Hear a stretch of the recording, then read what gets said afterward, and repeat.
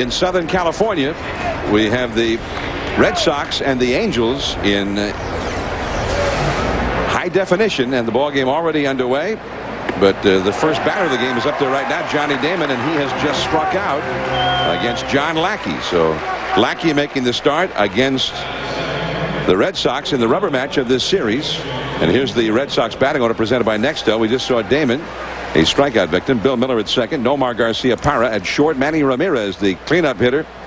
Kevin Millar at first. Trot Nixon in right. Shea Hillenbrand, the league's leading RBI man, at third base. Jeremy Giambi, the DH, and Jason Varitek, the catcher, is batting ninth. And here's Bill Miller taking a strike. 0-1 the count.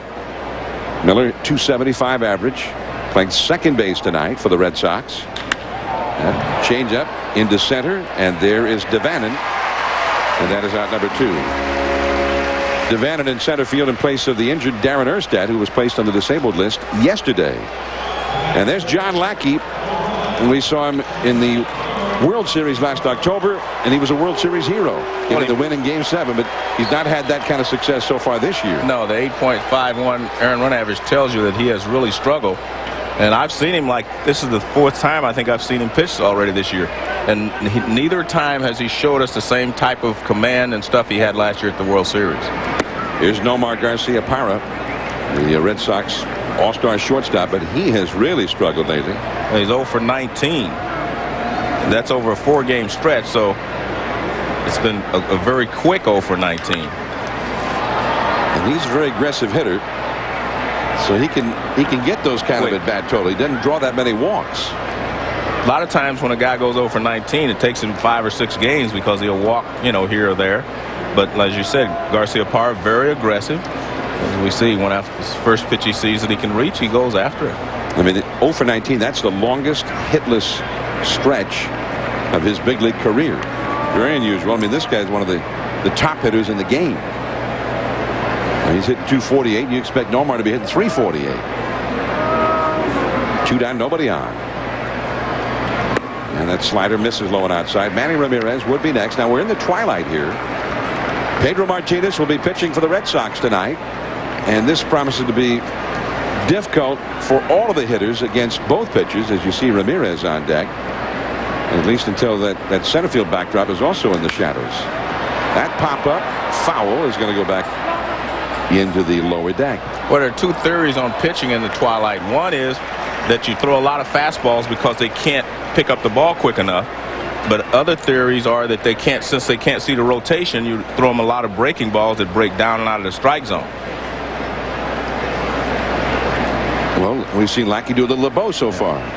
3-2 the count to Nomar. And there's that fastball. Nomar looked a little bit late on it. Yeah, he was. But I think what you have to do as a pitcher, you go out there and you start the game the way that you would normally pitch. And if one pitch seems to be working better for you, then that's the pitch you use, because it's telling you that they're not picking the ball up. And you're right, he hit that ball behind the plate almost. Well, Nomar gets a walk. That's only the 6th time all year that he has walked in 109 plate appearances. So here comes Manny Ramirez now. There is Mike Scioscia, 4th year as the manager of the Angels. And, of course, he'll be managing the American League All-Star team. I would think that for a manager, that has to be a big thrill, to be managing the best players in your league. Guys that you watch from your dugout. Now you're going to be able to have them in the same dugout with you. In 2.5 months, he may be managing this guy, Manny Ramirez. And in fact may have something to do with whether Manny ends up making the team or not if he doesn't get voted in by the fans. 0-1 the count to Manny Ramirez. Manny is hitting .333. Only 3 home runs so far, 15 driven in. Actually, you might think, well, gee, maybe something's wrong with Manny. Those numbers a little bit down. Well, he's hitting .409 with runners in scoring position, which that would be great for just about anybody, but for Manny, that's just about average. And he's been hot lately, and those home runs will be coming in bunches later, and maybe they're coming sooner rather than later, and that ball is gone. A line drive into the Anaheim bullpen, and it is 2-0 Red Sox. Manny Ramirez with his 4th home run of the year. And that's another example of what we're talking about with Lackey. He got ahead of Ramirez, and then he throws a fastball that stays up and over the plate, and Manny puts a charge into it. That was a line shot. Watch the location. It's supposed to be out here. Look where it is. Up and over the middle of the plate. So he missed his target by quite a bit. Now Kevin Millar, and that pop-up will go back out of play. Jose Molina, the younger brother of the Angels' regular catcher, Benji Molina, started back. Ramirez getting a congratulatory Hey, they used hug to give high fives, huh? And now they're giving hugs. I saw him in the clubhouse before the game. Said, "Oh, he gave me a hug." Oh, maybe that's that. Tommy Lasorda kind of started that with the Dodgers. Millar didn't get it. 0-2 the count. Kevin Millar is hitting .321, 5 homers, 17 batted in. I mean, he started the year hot. He's actually cooled off a little bit from where he had been. And that slider is low for a ball. Well, just when it looked like Lackey was on the verge of a strong beginning to this game, he ends up walking Garcia-Parra, and then Manny Ramirez launches one. So it has gone for Lackey early on this season. They, according to his manager, Mike Scioscia, before the game, talking about Lackey, said that Buddy Black had detected a flaw in his delivery, something to do with his stride or length of stride or whatever. There's Buddy Black, and they worked on it between starts and thought they had it corrected. Well, the one thing that I see him doing, John, is he slows his arm speed down. His arm slows down on the slider. And if I can see it from up here, I guarantee the hitter can see it from the batter's box. That ball, a slider, deep into left center. Anderson all the way back to the wall, and he's got it. Just to the left of the 387-foot marker. So Pedro has been staked to a 2-run lead as he heads to the mound.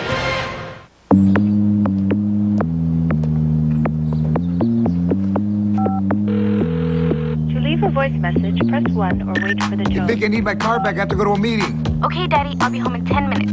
Okay. Life's good when you're George Lopez. But life's better when you're George Lopez and you have the cell phone with a walkie-talkie. Get right through. Nextel. Chevy continues to drive the nation. With 0% APR financing for 60 months on every new 2003 Cavalier S10 and Tracker. Plus, get $1,000 down payment assistance on Cavalier, S10, and Tracker. It's easy to make offers like these when you're in overdrive. See your Valley Chevy dealer today. Protection. Little line pass to Brooks. Touchdown, Robert Brooks. That's me, Robert Brooks, former wide receiver of the Green Bay Packers. And during my playing days in Green Bay, staying fit and eating healthy was a way of life, and still is today. That's why my wife Diane and I choose Samurai Sam. With hot, fresh vegetables, juicy steak, grilled chicken, and food so delicious, I bought my own franchise. So take it from me. Once you try, I promise you'll choose Samurai Sam's too. So leap into a Samurai Sam today. It's healthier here. ESPN Sunday Night Baseball Game of the Week presented by Nextel. Nextel, life's better when your cell phone has a walkie-talkie. And in part by Comcast. And Carfax. Buying a used car? Get a Carfax Vehicle History Report. Ask your dealer or go to Carfax.com. John Miller and Joe Morgan back with you from Anaheim. And the Angels, the reigning World Series champions of Major League Baseball, but it hasn't started getting there for them so far this year. They come into the game 11-13. Let's take a look at the batting order now, brought to you by Nextel. David Eckstein at shortstop, then Adam Kennedy back from the DL at second base. Tim Salmon, the veteran, the DH.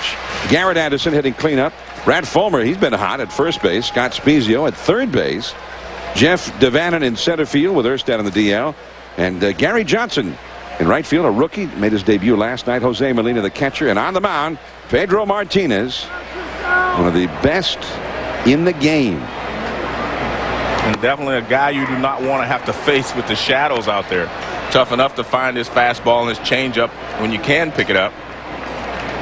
So it's even more difficult in the twilight. See Pedro's numbers for the year.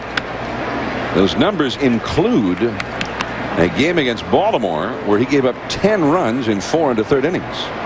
Well, so far, John, he is not popping the fastball.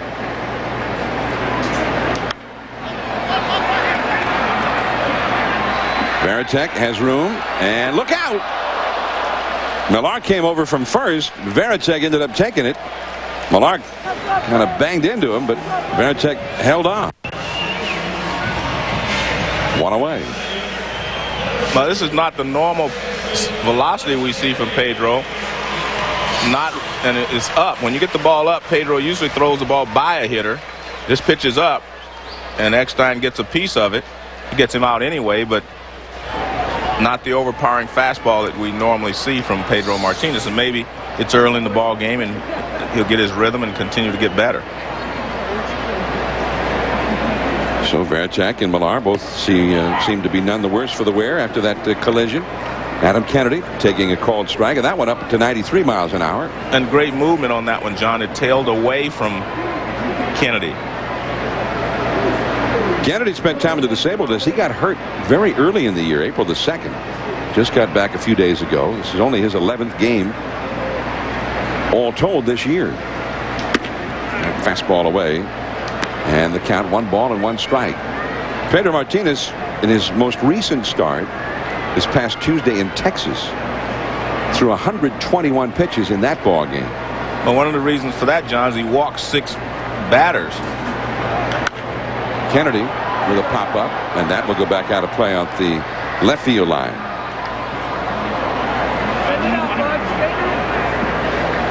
Here's the Red Sox defense. Pretty good defense.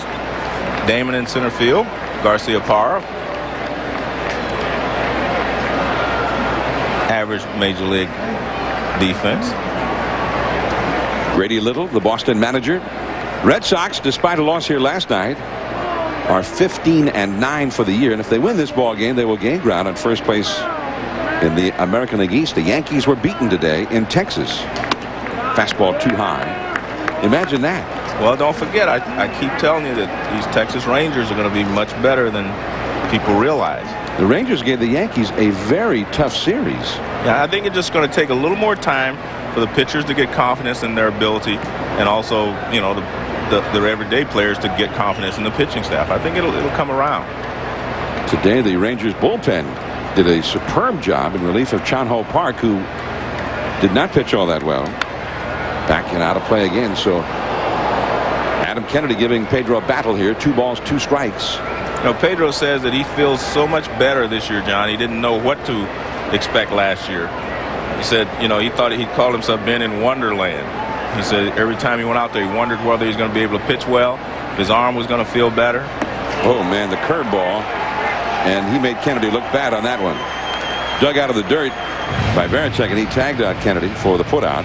2 away. Well, his 2 best pitches normally are the fastball and the changeup, but he also has a big breaking curveball. And he throws this more to left-handed hitters. As you can see here, he gets Kennedy to chase that pitch way off the plate down and in. But when you face Pedro, you're kind of looking fastball changeup, because those are his 2 best pitches.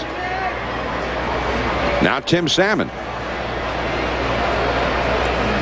Big, strong right-handed slugger, having an excellent start to his season. That fastball a little bit too tight. And Pedro's not shy about pitching inside. No. Well, you know, he hits a batter every 83 at-bats, which is better, you know, lower than the major league average. I mean, he hits them more often than major league average. Salmon, a little flare, and it's in there. Base hit. Bill Miller made a dive for it, couldn't get close to it.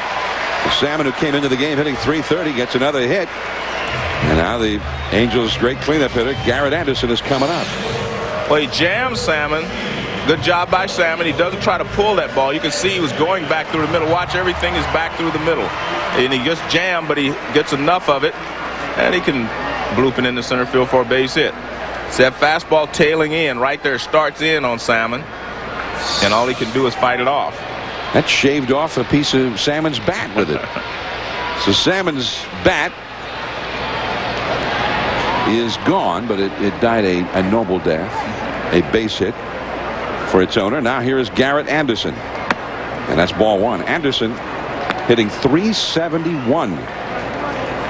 John, I had some great conversations with him before the game. We taped some of it, and you know, his whole life story is just a wonderful story of success and perseverance and dedication. Garrett Anderson, and that's back to the screen. Well, I mean, it's an inspiring story. Wonderful story. A guy who's made a great success of himself and his life, and you might not have said that the odds were very high that he'd be able to from where he started. But also a story of great love and sacrifice. A great motherhood. She's a great lady. 1 ball, 1 strike. Anderson. But that will stay in the yard. Out in right center is Nixon, and he makes the catch. Now, who would you choose to pitch one big game? We'll be asking you in our poll question when we come back. Stay tuned. 2-0 Red Sox.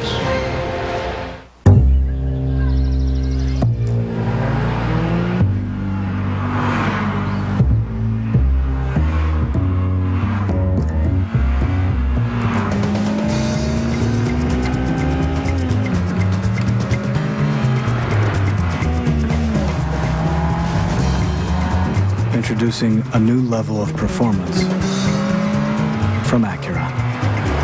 The all-new TSX. Wall-to-wall carpeting, padding, nail gun, $545. Always knowing where the phone is, priceless. There are some things money can't buy. For home improvement stuff, there's MasterCard. Welcome back. Our big leader is Carl Senegren, a bouncer from Saskatchewan. His hobbies are eating and lighting firecrackers. And it says here, Carl, you're looking forward to the 7th grade. You're going to be a teacher? No, a student, Alex. You mean you're not even in high school yet? What is no? But I did stay at a Holiday Inn Express last night. Let's get some harder questions here, huh, Alex? Stay smart. Stay at a Holiday Inn Express. Inside every can of Minwax is the secret to enhancing wood's natural beauty. Minwax's rich wood stains and long-lasting protective finishes make it easy to turn any house into a beautiful home. Minwax makes and keeps wood beautiful.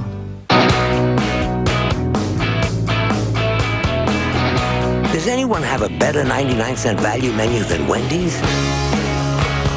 Well, we haven't seen one. The Super Value Menu at Wendy's. It's better here. Easy. Oh, no more biking for you. Oh, I know.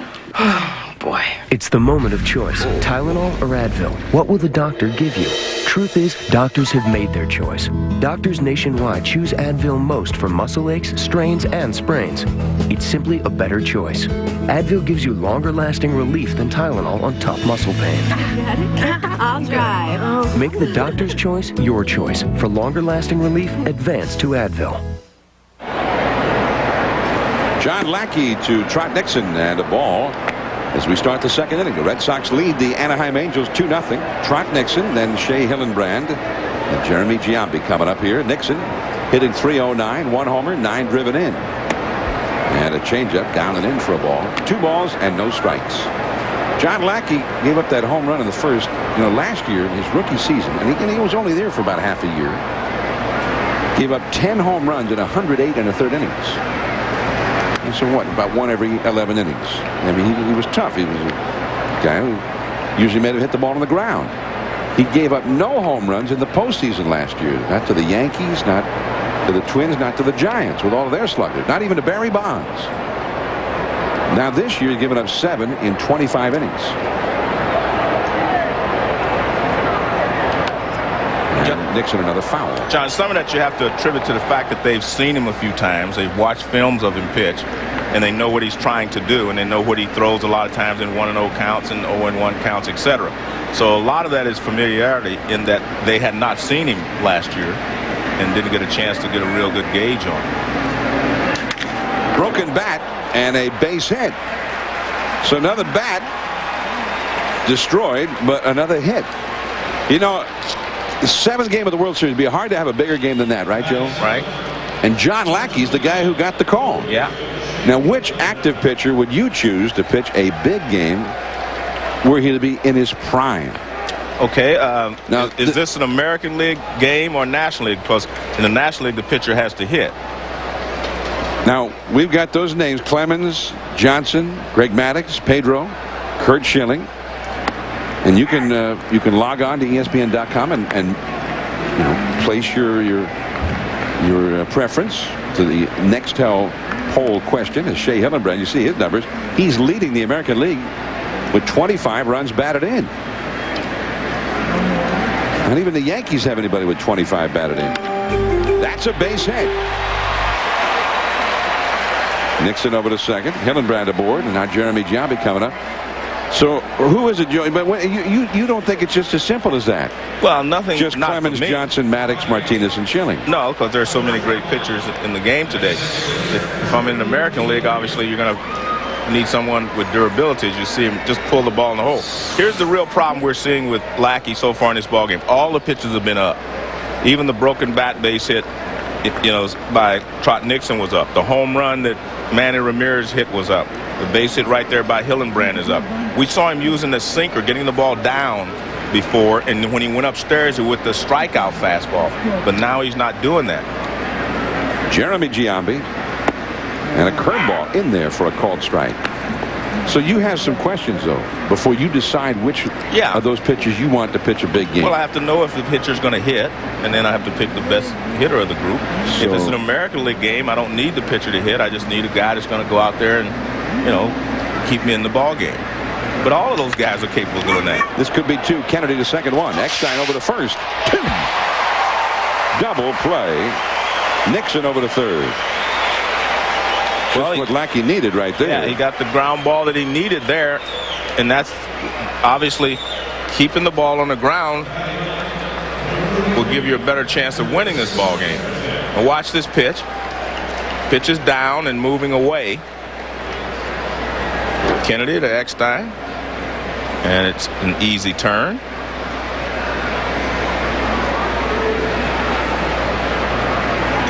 So 2 down, runner at third now. Jason Varitek will come up.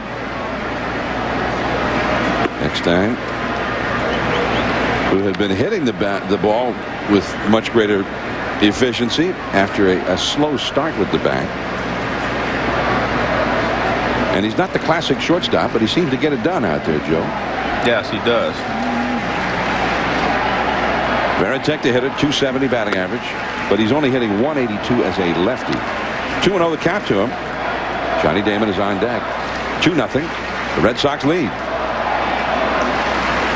So on this poll question, sounds to me like you're saying any one of those guys would be a great choice in their prime to pitch a real big game. But so you would have to have a little more information. If it was going to be a National League game where the pitcher was going to hit, you'd want to.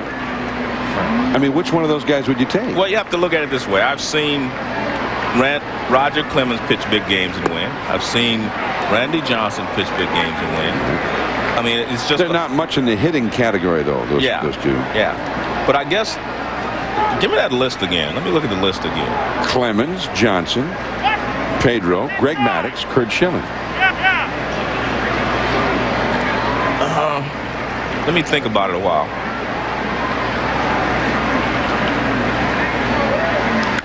And that's a foul. Since you're telling me it's a National League game or American League. Well, maybe you need a little more input. Yeah. The career numbers of these guys, they all seem to have done pretty well throughout their careers. Correct. Although Pedro and Randy Johnson had the best winning percentage of those 5. That is no swing on appeal, says third base umpire Jeff Kellogg, and Varitek gets the walk. Second walk allowed by Lackey. Now Pedro has the best winning percentage of anybody in history. Yeah. I mean, for a guy who's had at least 200 decisions. You see Pedro. Actually, Pedro's, I believe, is 706, and then Whitey Ford won 69% of his decisions. He won 236 games in Whitey Ford. Sometimes the trick in those winning percentages, though, is to keep that percentage high all the way up to when you're 40 or 41 or, you know, right? Sometimes that percentage doesn't stay that high when the guys get up to be 40 or whatever. Correct. Johnny Damon, the hitter.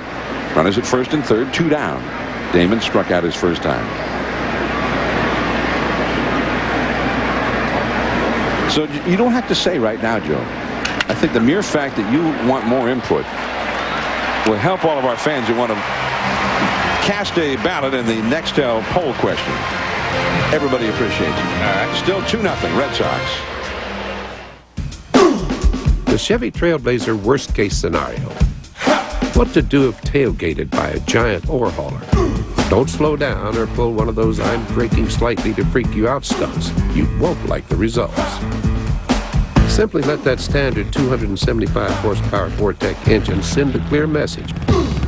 Get off my rear, ore man. Here you have a best case scenario. Chevy Trailblazer. Like a rock. Hey, Bob. Hey. You get a new haircut? No. Hey, Bob. Hey. Did you lose weight? Your jacket, Bob? Nope. What's different? He finally asked his doctor about Viagra. Ready to ask your doctor about Viagra for the first time? Find out if a free sample is right for you. To learn more, visit Viagra.com. Called the sitter, I walked the dog, and I saw the doctor. Ask your doctor and see the difference. Mr. Stevens? Yeah. Got you down for over 130 channels, $39.99 a month. Right, so... every channel's digital quality. There's access to 31 premium movie channels, 60 pay-per-view movie titles a month. Great, so that can go on the back of the roof? Yeah, sure. Yeah, good. So go ahead and pull around back. You work for the cable company, huh? Yeah. Yeah. Why settle for cable? Switch to DirecTV and get over 130 channels, only $39.99 a month. Call 1-800-DirecTV or visit a participating retailer now.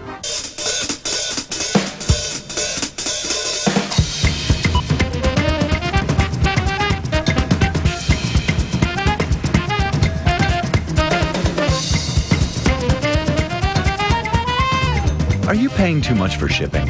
Priority Mail Service is dependable delivery, starting at just $3.85. Maybe that's why we deliver more business packages than any 2-day service.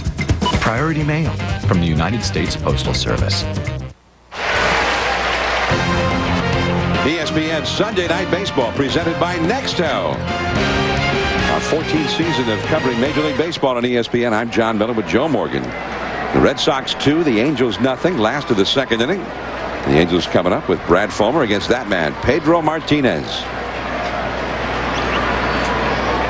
And he starts Fulmer with a changeup. Fulmer is hitting .400. The start of the day, second in the American League in batting average. 3 homers, 15 driven in. Another changeup. One of the things when you face the Angels, you find out right away they're all good first ball, fastball hitters if you get it in the strike zone. And you see Pedro coming with something off speed, or he's making sure he places the fastball in a certain spot. Doesn't mean you don't throw him a fastball. You just have to be more careful with the first pitch fastball. Another changeup. 1 ball and 2 strikes. You can't throw a get-me-over fastball to the Angels hitters. They will hit that first pitch hard. It's a part of the Brad Fulmer fan club in attendance. 1-2 the count.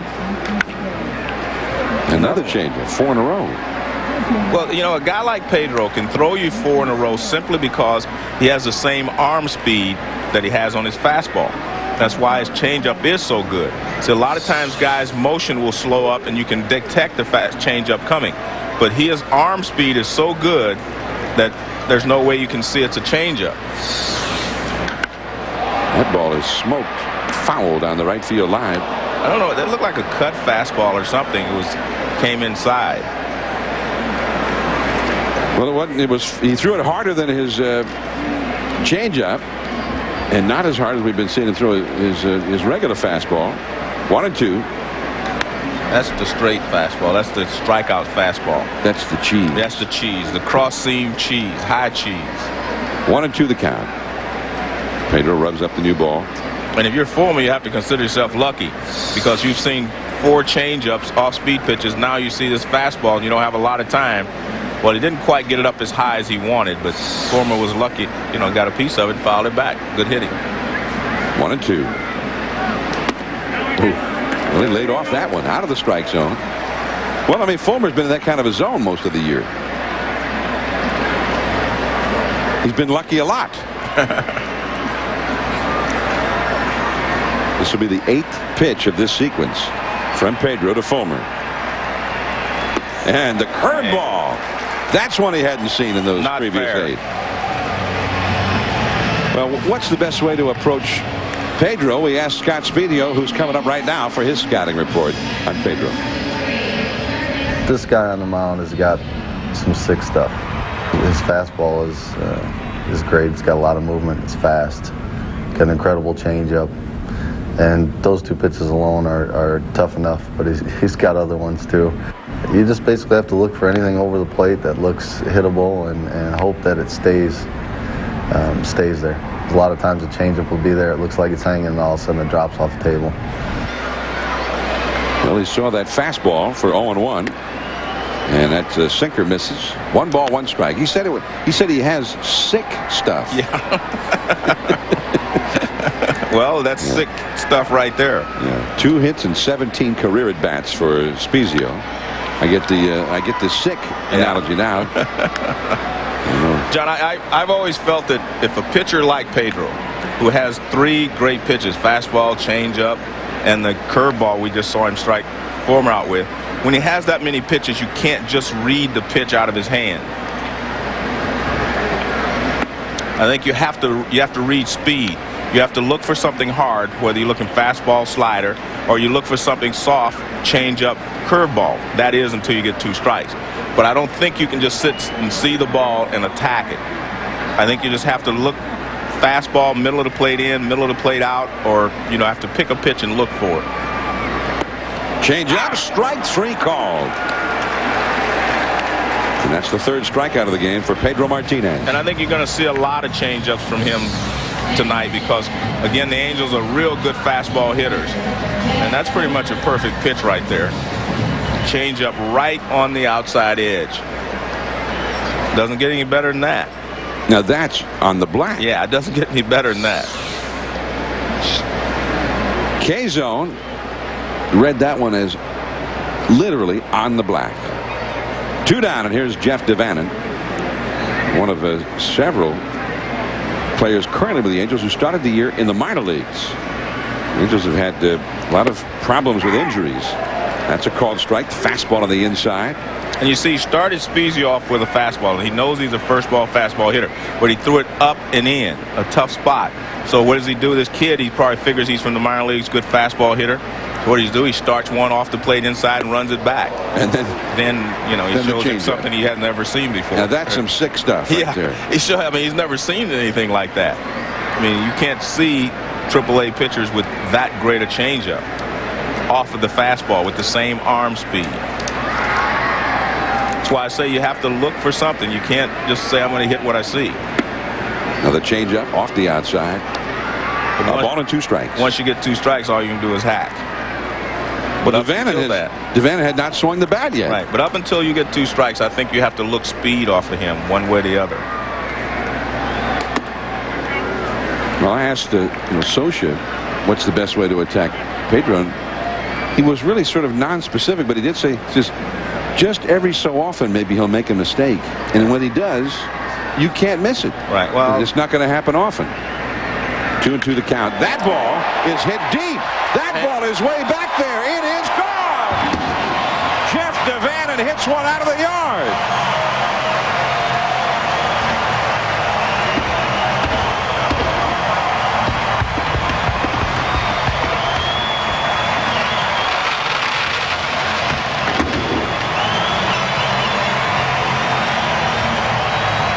Well, he tried to sneak a fastball by him on the inside part of the plate, and he doesn't get it there. Right there on the corner, but he doesn't get it there. Nice swing there by Devannon.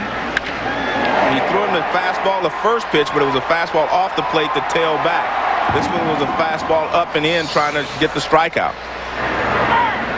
Now Gary Johnson Jeff Devannon, we mentioned he'd been in the minor leagues, but he has had time in the big leagues before, both last year and the year before that. That's his 8th career big league home run. But it came in the first time that he had ever batted in a big league game against Pedro Martinez. Well, I think it's one of those times where we won't say he made a mistake because it looked like a pretty good pitch. Fastball up and in with 2 strikes, but he just didn't get it past the young fellow. So sometimes you have to tip your cap to the hitter. Exactly. This is the show, after all.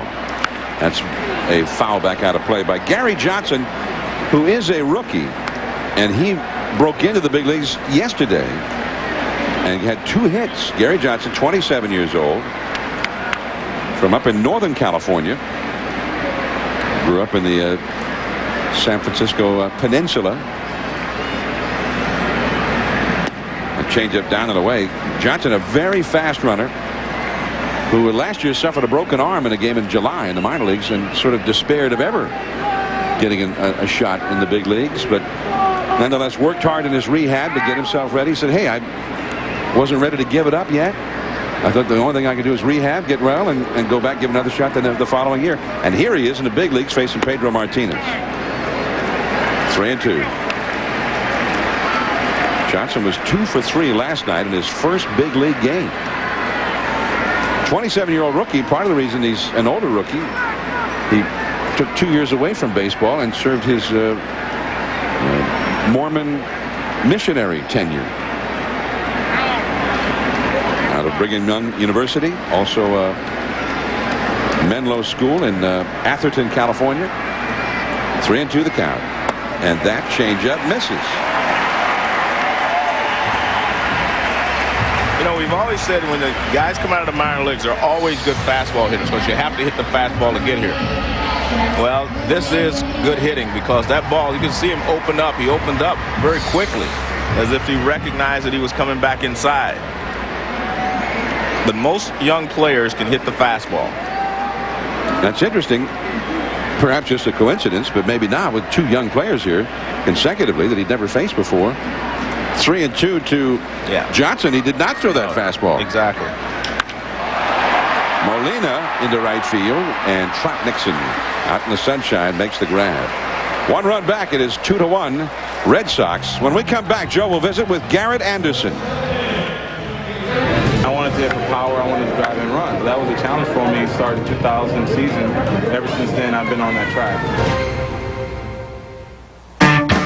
Inside's the difference. It's what's inside that makes the difference. Between just handling the road, attacking, and scorching the pavement. Between just moving and riding curves like you're on rails. Between just going and tearing the wind in half. The 227 horsepower, turbocharged, all-wheel drive Subaru WRX. Subaru, driven by what's inside. People do some strange things to cars.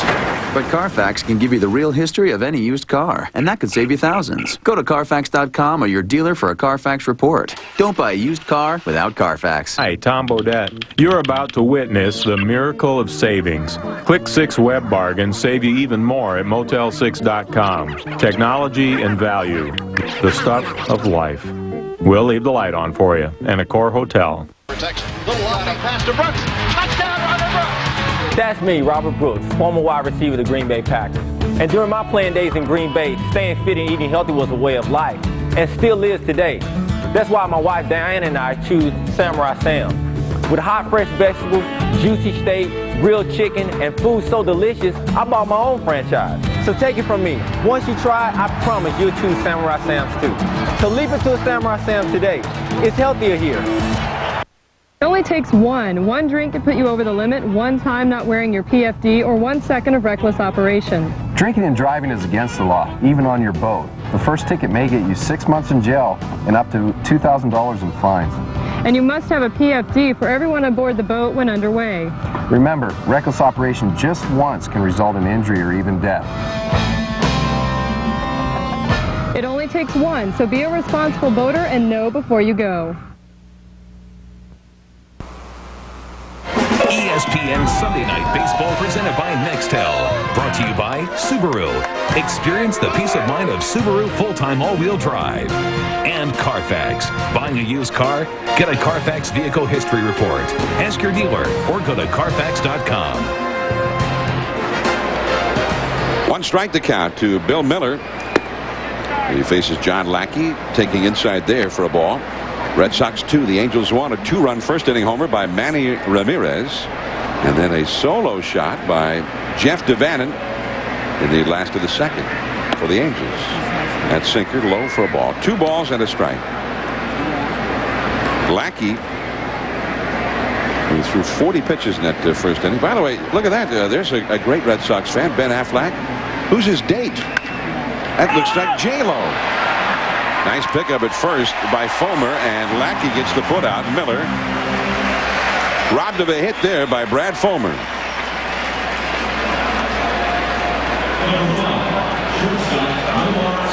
Excellent play here. The ball's hit pretty hard right in the hole.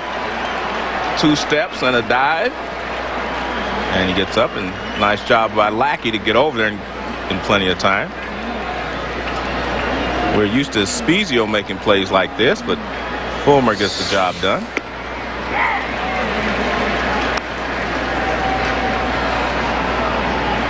Nomar walked his first time, still in that 0 for 19 slump. Nope, not any longer.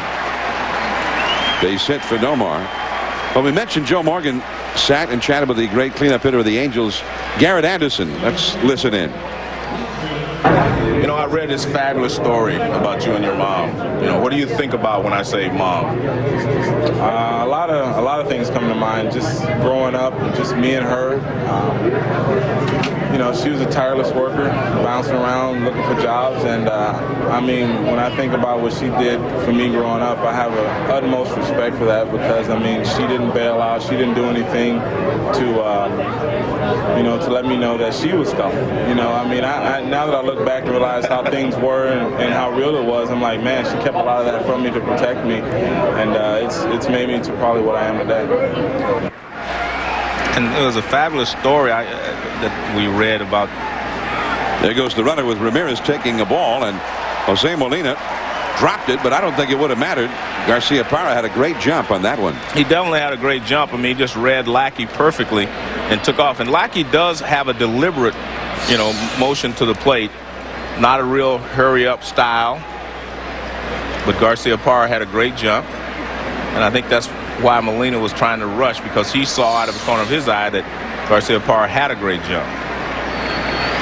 Manny Ramirez hitting .409 this year with runners in scoring position. The running Red Sox. And they've been doing a little more running this year than in the past. That's the 15th steal for Boston this year. This is their 25th game. Second steal for Nomar. And Manny Ramirez, who hit the 2-run homer his first time, now can get it done with just a base hit to the outfield, and that slider is too low. 3-1. You've got Kevin Millar on deck. That's a nice pitch, though. That's the slider that we saw him throw most of last season. But if he would have had 2 strikes on him, he would have had to go for that pitch. But he hasn't been able to get ahead where he can use that devastating slider. And that's a fastball strike on the outside at the knees. I don't know what Manny was doing there. It was like he was taking all the way. He looked like he thought they were going to walk him intentionally. Yeah. 3-2. And the slider, and they do walk him. 2 men on with 1 man out. Now Kevin Millar is coming up, and he's wearing a microphone tonight. Let's listen in about his last at bat. No, I hit it good. I just hit it straight up. You know, I didn't pop, drive it. I hit it good. Yeah, just a tad out front. You know, but I hit a good part of the bat. Just up. Small as me. Millar hit one all the way to the wall in left center field out near that 387-foot marker. But you could see he was reaching for it a little bit. The ball moved away at the last second, and that's probably why he didn't hit it out. Late movement on the pitch. Now, if he'd hit that same fly ball at Fenway Park, I think he wouldn't be saying I didn't get it. Yeah. I think he would have gotten it without question. And you know, we used to say it would have hit it over the big wall and into the net, but it's not just the net up above the wall at Fenway any longer. They have the, what do they call them, the monster seats above the wall in left field. I think we should get a couple of those for when we do a game at Fenway. Yeah, at least be able to go up and take a look. I just want to do the game from up there. I want to look for the whole game. That's what I'm saying. 2-2 the count to Kevin Millar. Lackey back in trouble here in the third. Ben Affleck from the Boston area. J-Lo. She's got some, looks like she's got some chow for him.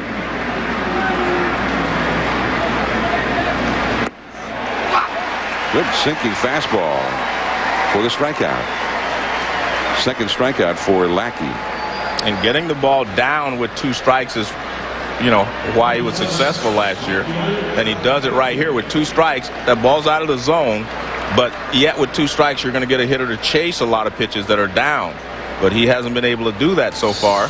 Manny tried it with Manny, and he didn't get Manny Ramirez to go after it. So 2 down, and here is Trot Nixon. 2 men on. Well, you had the little bit of the interview that you did with Garrett Anderson, talking about his mom. His mom, Lita Smith.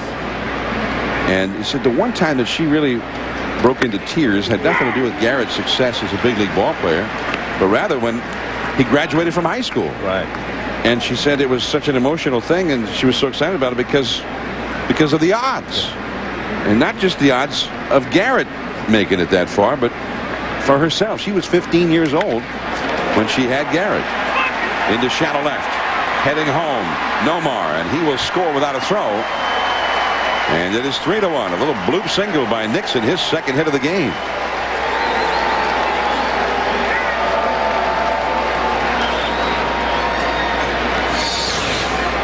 Oh, this pitch here is tailing away, but again, it's up. The only time he's been in trouble of giving up base hits is when he gets the ball up. True, it's not hit hard, but if that ball is down, it's a ground ball. He got the one ground ball he needed from Jeremy Giambi, and that was a sinking fastball. But other than that, he's been getting the ball up too much. Here's Hillenbrand, who leads the American League in RBIs. Slider misses, 1 ball to no strikes.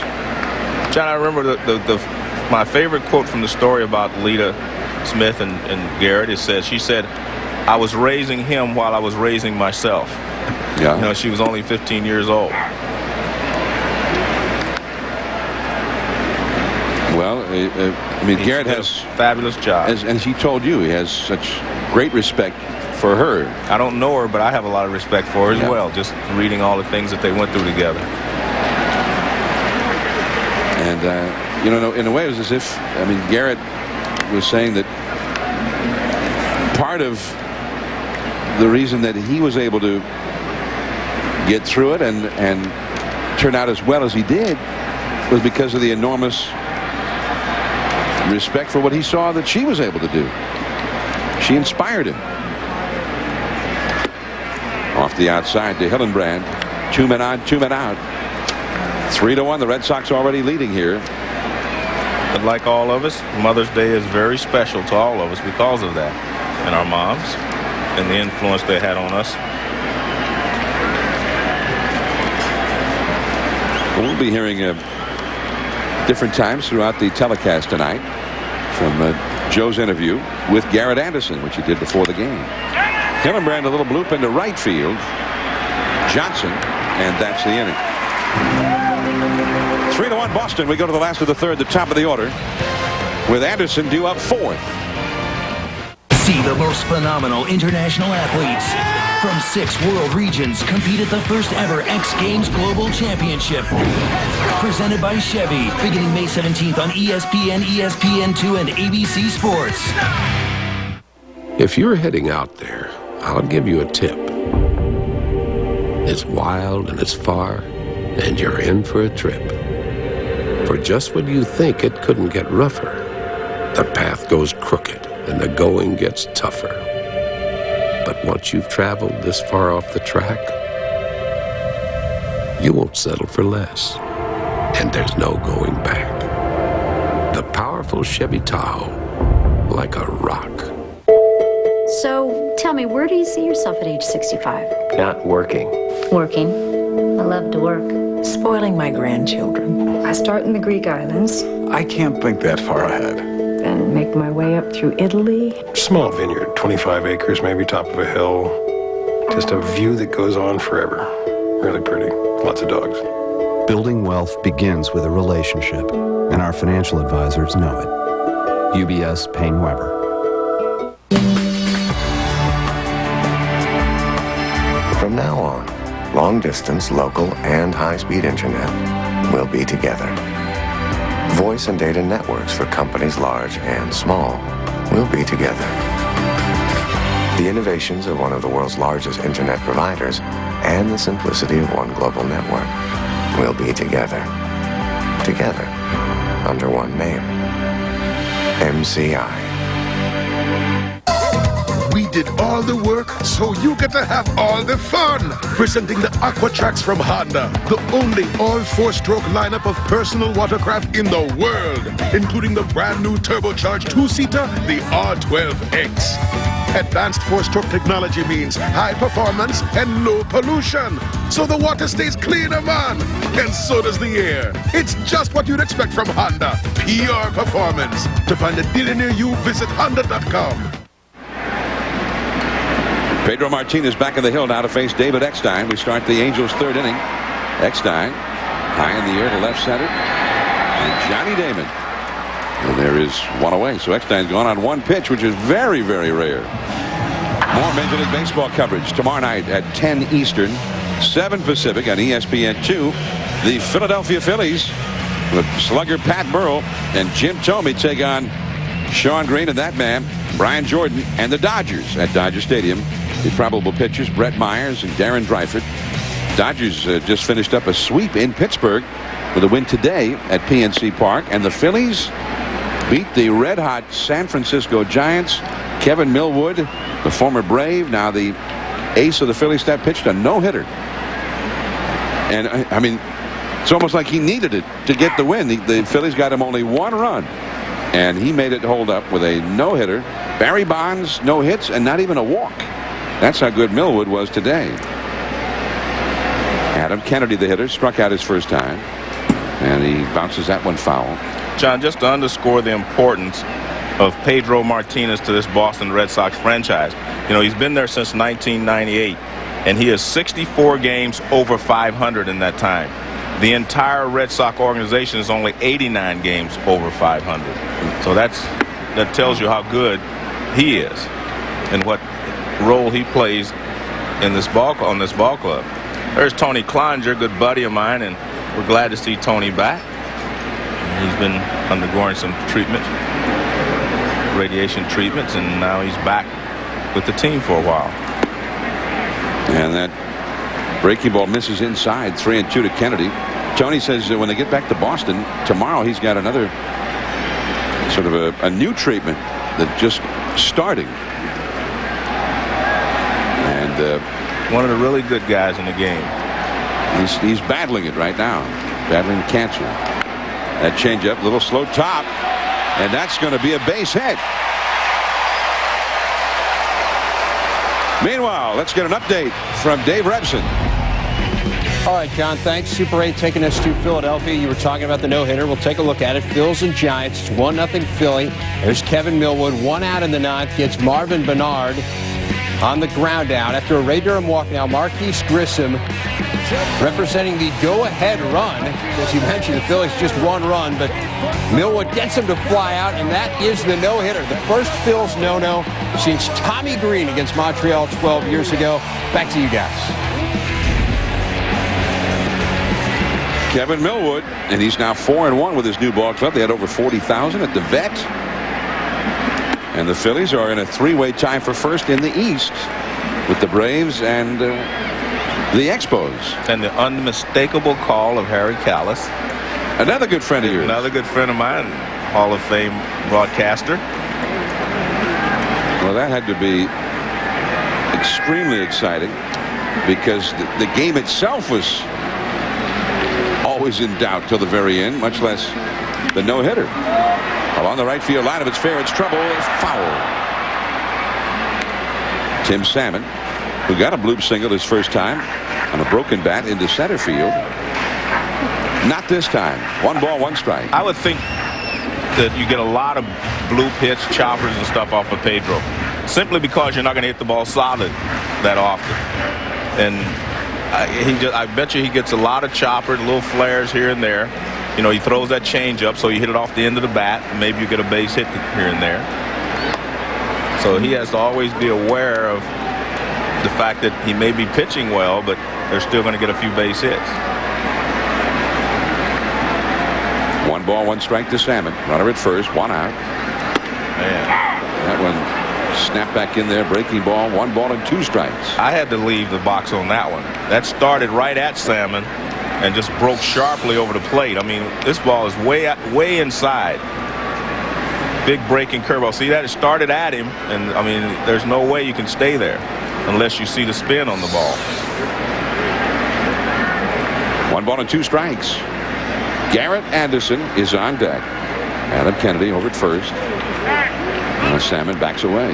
3-1, Boston ahead.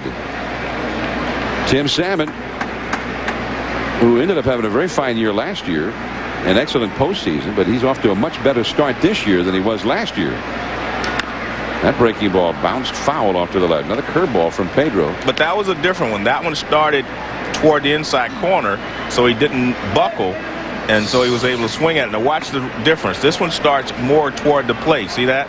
That one doesn't start at him, and it breaks toward the outside corner. It's tougher to stay there if the ball starts at you or behind you. A ball and 2 strikes. Pedro has been throwing a few pitches here, the last 2 innings in particular, which is always important when you're facing Pedro, if you can get him out of there a little bit earlier. And that's a foul out of play. You know, you're talking about staying in there in that curveball. Yeah. Cal Ripken, when he first started his career, was victimized many times by Bert Blyleven's curveball, and that was a great one. Yeah, who wasn't? One of the best. And then Cal finally studied it a little bit, and he realized when the curveball looked like it was going to hit him, that's when he swung. Well, that's hard to do now. Now, he said if it looked like it was going to be behind him, he took that one. So that meant it was going to be inside. Blyleven had one of the greatest curveballs ever. 1-2 the count to Tim Salmon, battling it out with Pedro. A little bit low with that fastball. And Veritek. And I think Pedro felt like that was a pretty good pitch. You know, I'm wondering if Veritek had caught that ball. Right, exactly. If he might have gotten that call. Well, that's what Pedro's was, why he was staring in like that. It looked like a pretty good pitch. Let's see what K-Zone says. Yeah. Real good one. Well, Pedro thought it was a strike. But a lot of times a catcher can get you a strike or he can take some away, as we saw there. Well, now Bill Miller, the plate umpire, is going to go out and ask them to move this along here. Well, and I think that's good. I mean, that's, you want to keep the game moving. I think that's one of the new items on this year's list for Major League umpires, along with narrowing the strike, bringing it the outside part of the plate closer, not giving the outside strike the balls off the plate. 2-2 the count. Runner at first. And that one is definitely strike 3. You know what's funny about that? If you're the hitter and you think that the pitcher felt like he just got you on that pitch, well, he's not going to throw that pitch again. That's what you think. And he sneaks this fastball by him. Watch, it's like he's waiting for something else. That ball's on top of him, see? He can't pull the trigger because the ball's by him. Watch how late. See how late he is? He was looking change up or curveball. And remember, he'd thrown him 2 curveballs earlier in the at-bat. So he's probably looking for another curveball.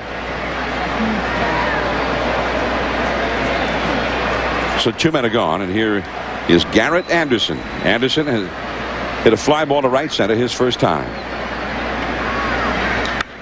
That ball high and foul and heading back for the seats. Hillenbrand is over, but it is in amongst the spectators.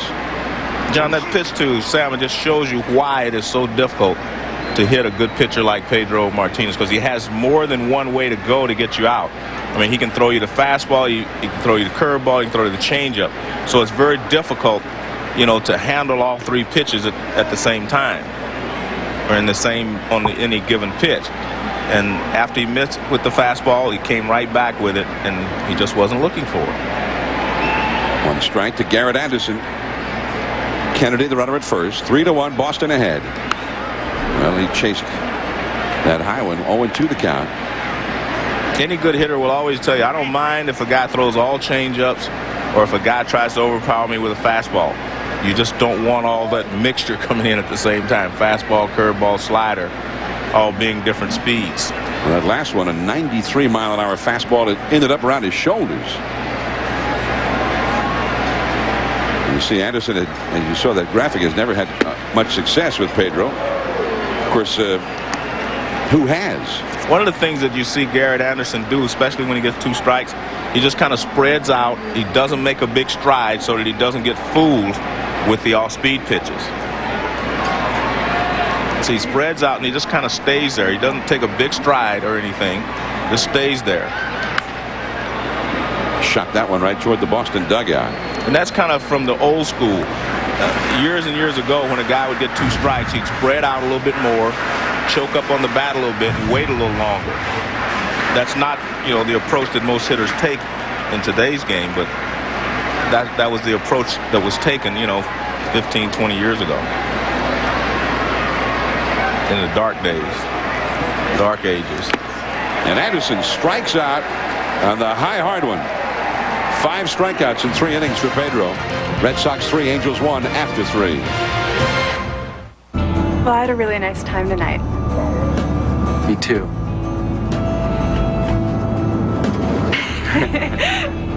Well, I guess it's getting late.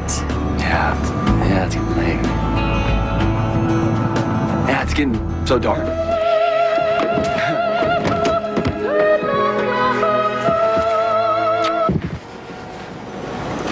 See ya. Call me? What's good? Sam? Subway's new Italian urban cheese. The taste will bring you to your knees. Great bread makes a sandwich a true taste delight. You'll see for yourself with just 1 bite. Subway, eat fresh!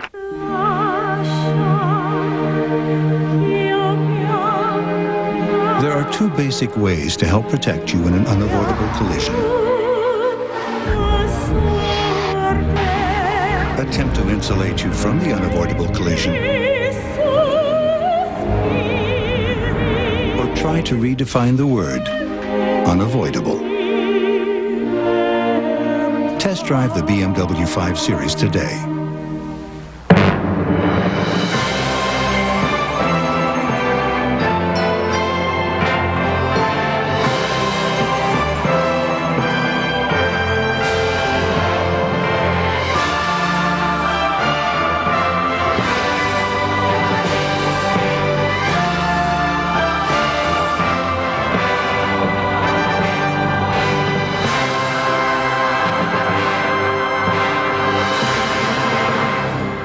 This is the latest. This isn't. This is the latest. This isn't. And when it comes to athlete's foot, this is the latest. This isn't. Lotramin Ultra, the latest prescription strength medicine available without a prescription. Lotramin Ultra, the latest advancement for relief of itching and burning. The latest cure, so ultra powerful, 1 use a day is all you need. Nothing's proven to be stronger or faster, and nothing's newer. Lotramin Ultra, the killer cure.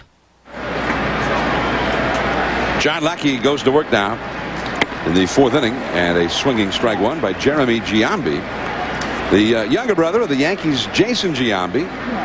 The 2 used to be teammates with the Oakland Athletics. Now, I mean, they're mortal enemies. I mean, one plays for the Red Sox, one plays for the Yankees. Are you kidding? It's the Civil War, brother against brother. And Jeremy has not done well with the bat so far with his new ball club. Only 6 hits in 45 at bats. He's gotten more walks than hits so far. He had 10 walks with only the 6 hits. But I think they'd like a few more hits batting average coming into the game was 136. 2 balls, 2 strikes. He's got as many home runs as he's hit singles.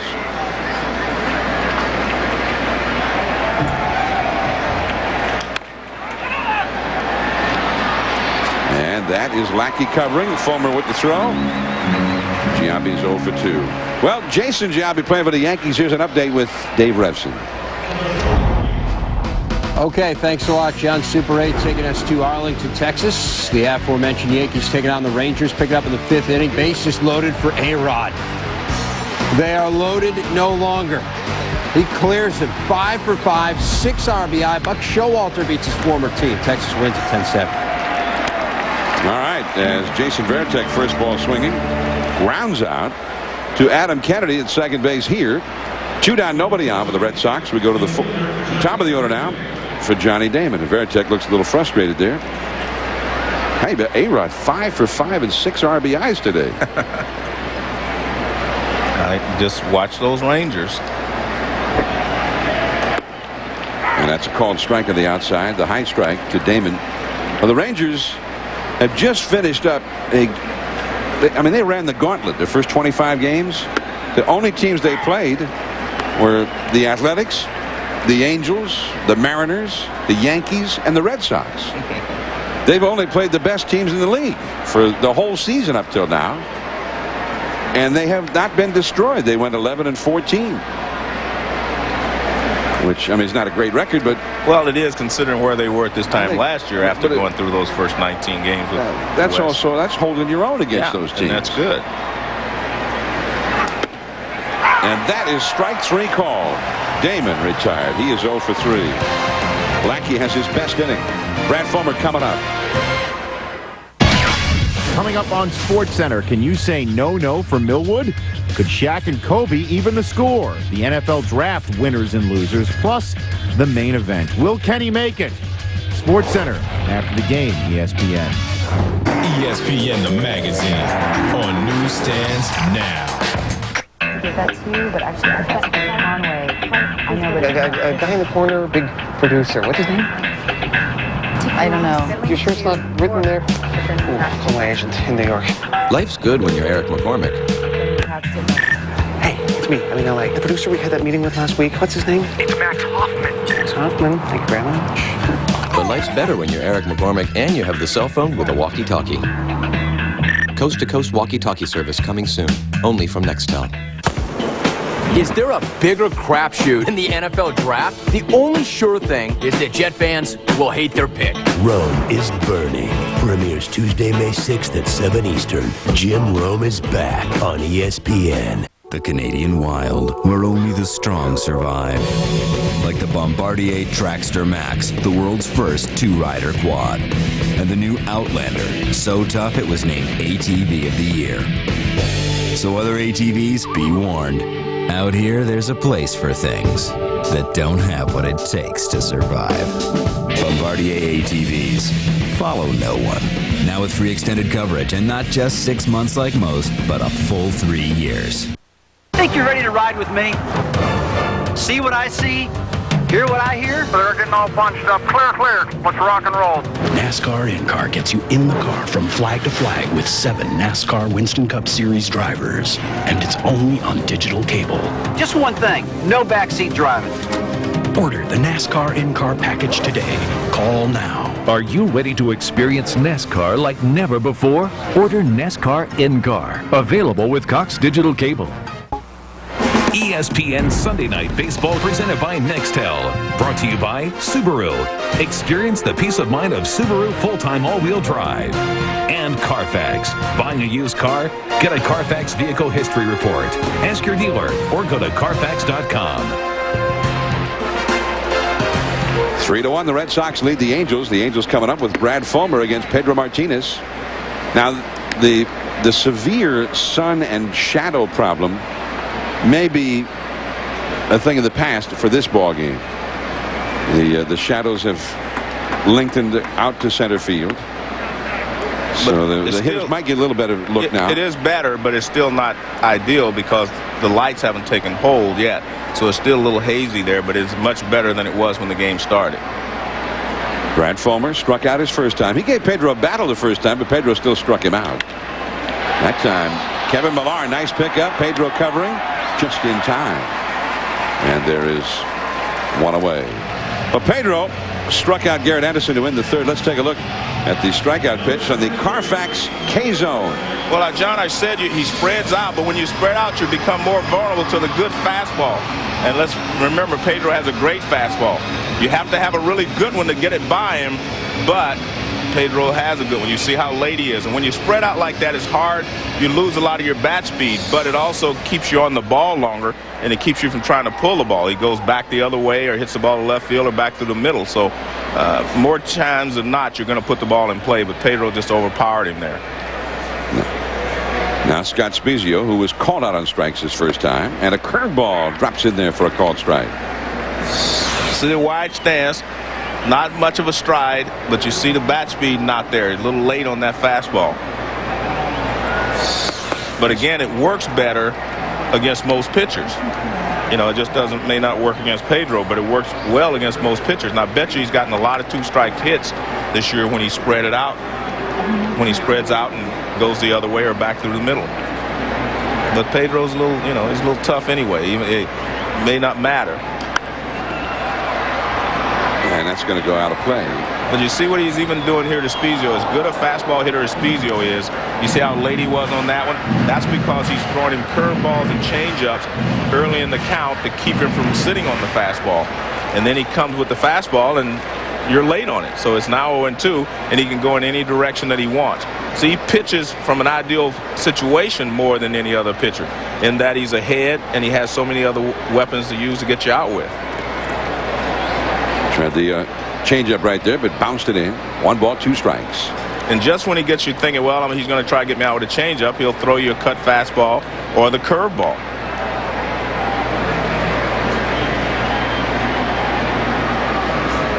A ball and 2 strikes. There's that fastball. That was the riding fastball. Yeah. It seemed like it was still going up when he swung at it. And you have to give Spezio credit for just fighting it off. You know, when I watch Pedro, I always think back to a guy that I saw and I really liked a lot and thought he was going to be one of the greatest pitchers ever. Is Mario Soto.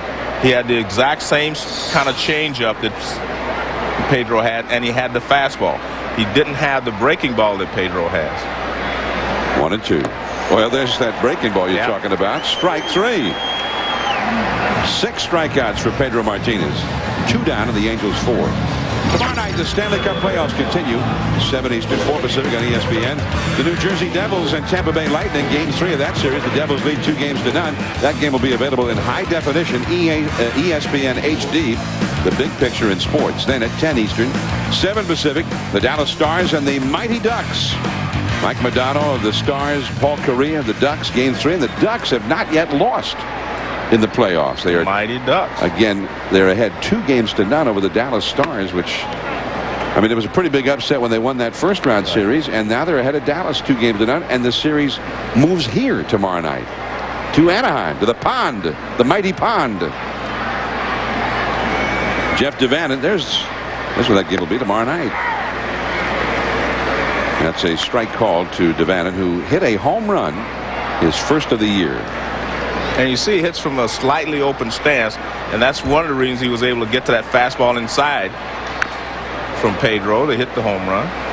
But you'll see Pedro pitch him a little differently this time. He went away with the fastball. Now he throws him a curveball. Devannon, a switch hitter.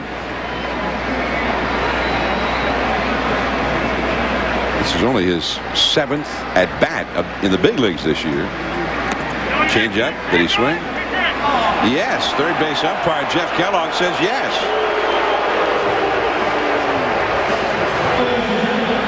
Seven strikeouts. Nobody but the service experts at Ford, Lincoln, and Mercury dealers bring you the Blue Waters and the Pirates of the Caribbean. Nobody else offers chances to win great prizes, including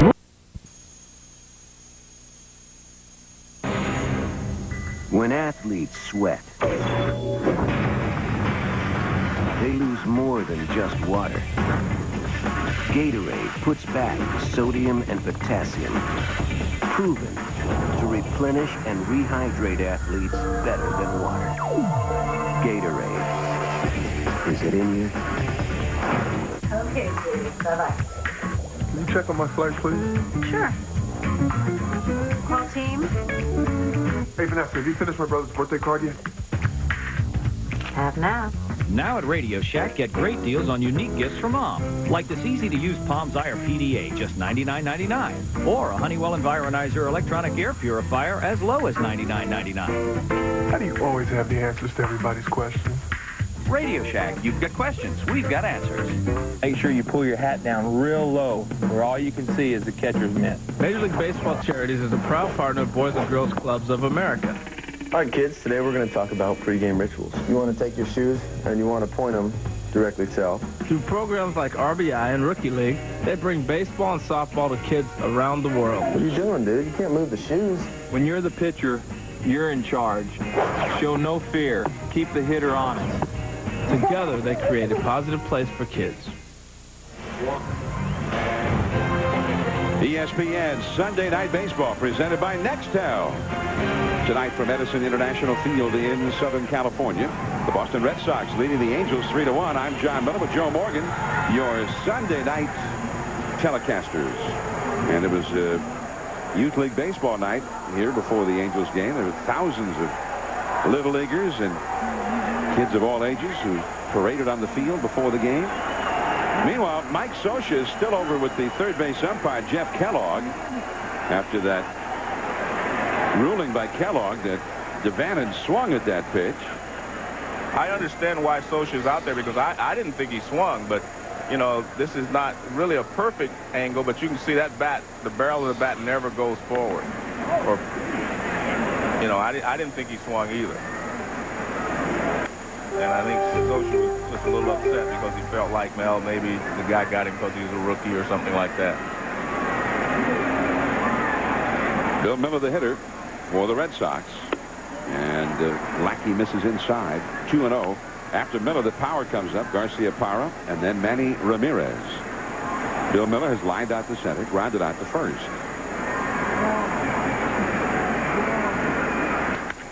And Miller rips one into center.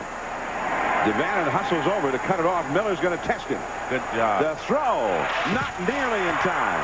Great play there by Miller. That's the way you play the game. That's real hustle right there. As soon as he started, that ball was in the gap a little bit, and the long fly ball, I mean, he just took off from home plate with second base in mind, and that's what you have to do. Now watch, he never slows down. And this is sometimes a long single, but Bill Miller just kept going, and he beats the throw in the second base. And he doesn't have great speed, but he just never slowed down, and he was able to make it. I think Miller is an excellent pickup for the Red Sox. I mean, he's not a star player, but he's a complimentary player. He's a great presence in the clubhouse, and what we just saw him do there, that's what he does every inning of every game that he plays. That's the way to play the game. Garcia-Parra has walked and scored a run, and he has singled and scored a run. And he does the job. Going to move Miller over to third. Johnson with the catch. Miller tagging up and easily into third base.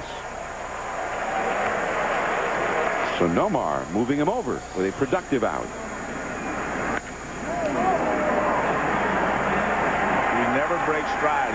He didn't decide after he got to first base. He decided as soon as he saw the ball was a base hit, he decided he was going to second base. And now he's at third because Nomar Garcia-Parra does his job of moving him along.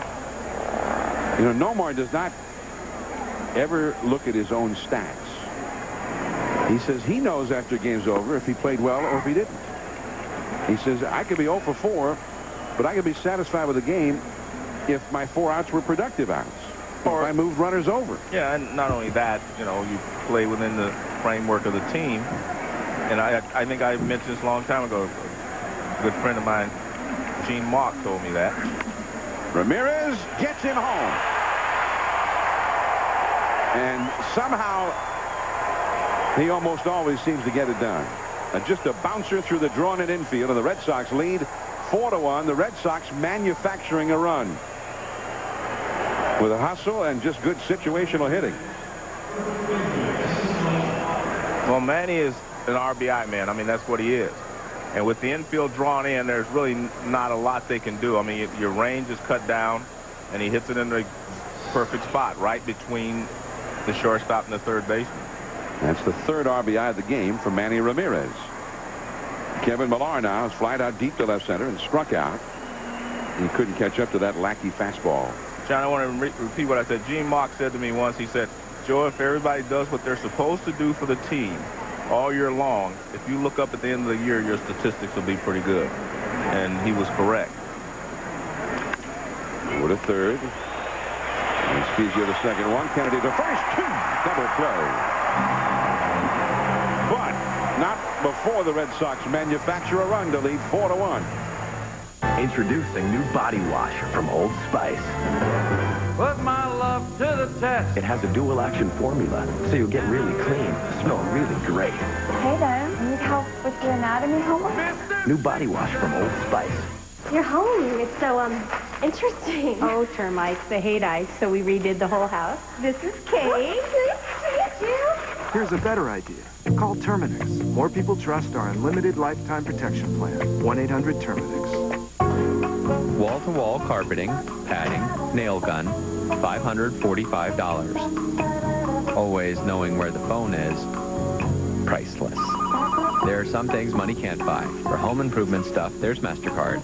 Okay, you've got over 130 channels here. There's your local channels, and it's only $39.99 a month.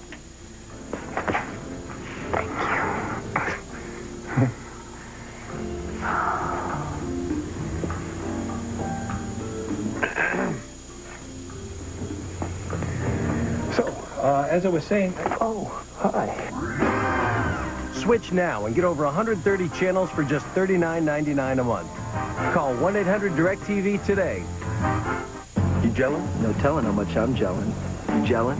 You know I'm gelling. Hey, Ellen, you gelling? I'm gelling like a bellin'. You want some melon?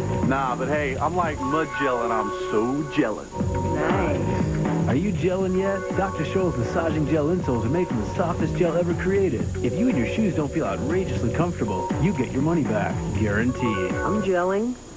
You're not gelling. You're so not gelling. Are you gelling yet? Dr. Scholl. Look, feel, do better.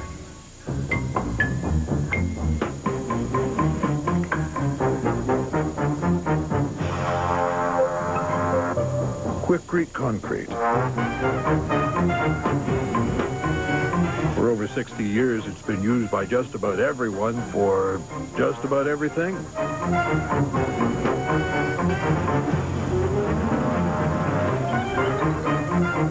Quikrete, king of the concrete jungle. We're in Southern California. Beautiful night for baseball. Here in late April. 4-1, the Red Sox leading the Angels as the rookie Gary Johnson takes ball one. Johnson, in his first major league game last night, got 2 hits, and now tonight, in his only appearance against Pedro, he drew a walk. And he takes up and away, 2-0. Jose Molina will follow, then leadoff man David Eckstein due up third. The Angels trying to win a series here over the Red Sox before hitting the road.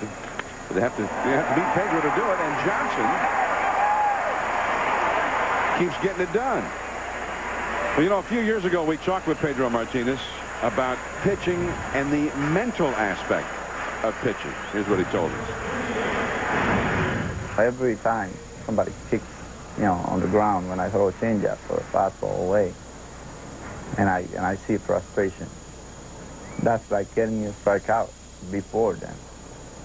When you have 2 strikes and you're starting to kick on the ground because you couldn't catch up to the fastball or to the changeup, I know what I'm doing. There goes Johnson.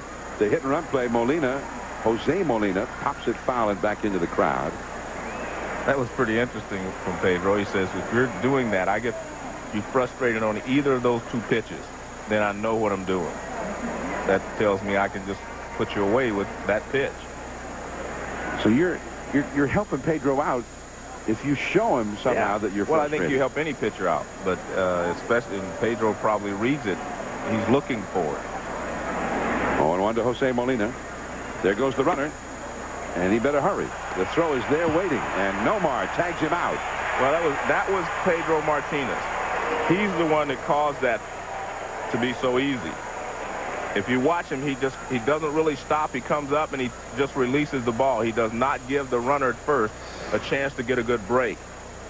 Well, this is slow motion, but he doesn't really stop. He just comes up, pauses, and goes. And you see where the runner was. He wasn't even started when Pedro released the ball.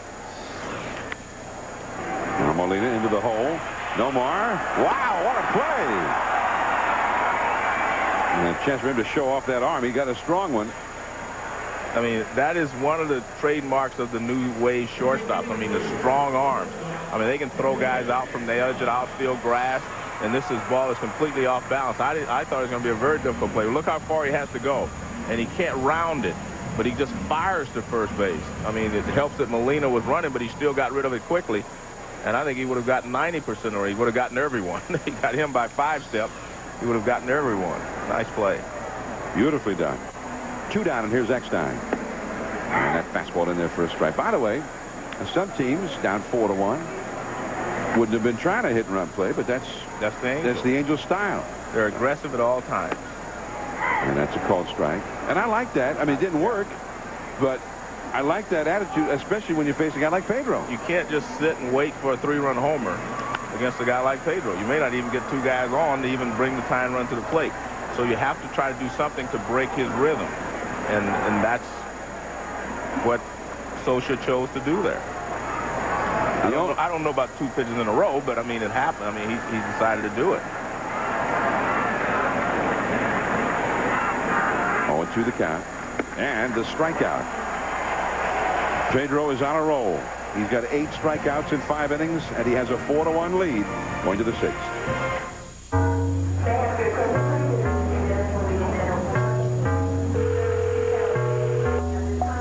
Hey, honey, I got on that earlier flight out of Boston. Can you still pick me up? Sure, I'll be there. Great, I'll see you in L.A.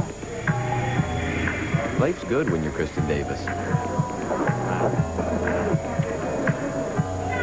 But life's better when you're Kristen Davis and you have the cell phone with a walkie-talkie.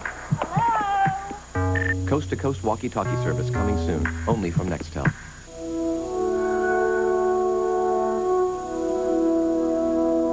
Somewhere between exits 45 and 50, an order was canceled.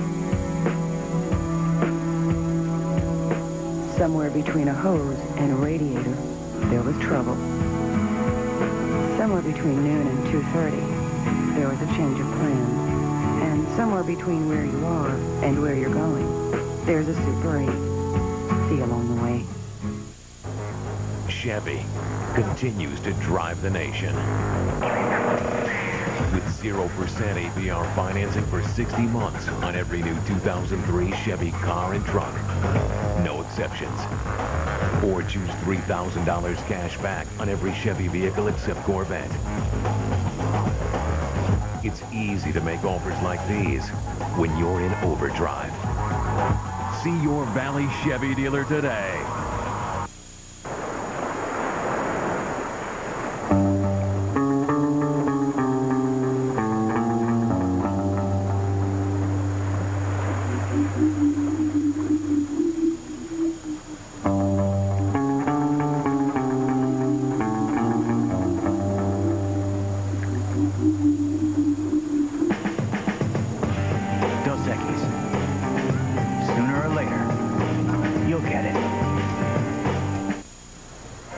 ESPN Sunday Night Baseball presented by Nextel.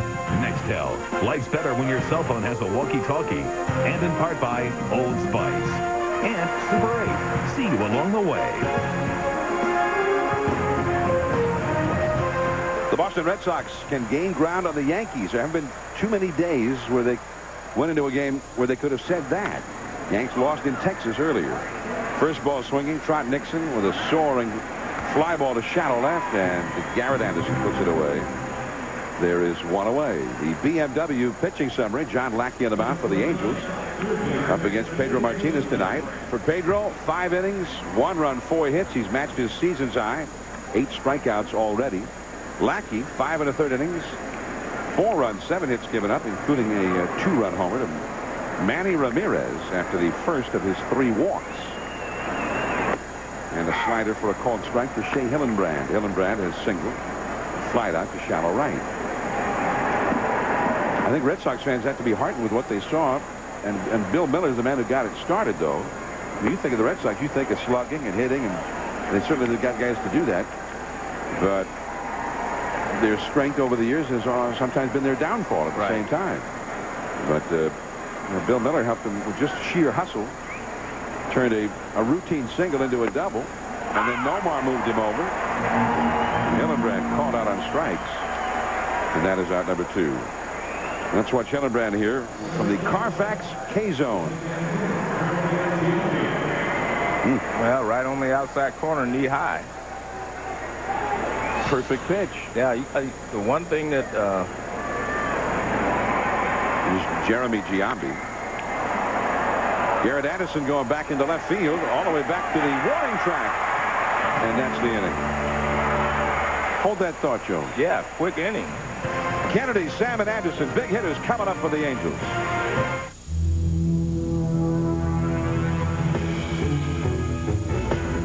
Introducing the world's first truck with 4-wheel steering. The new GMC Sierra Denali with 325 horsepower and quadra-steer. Beats everybody, forwards and backwards.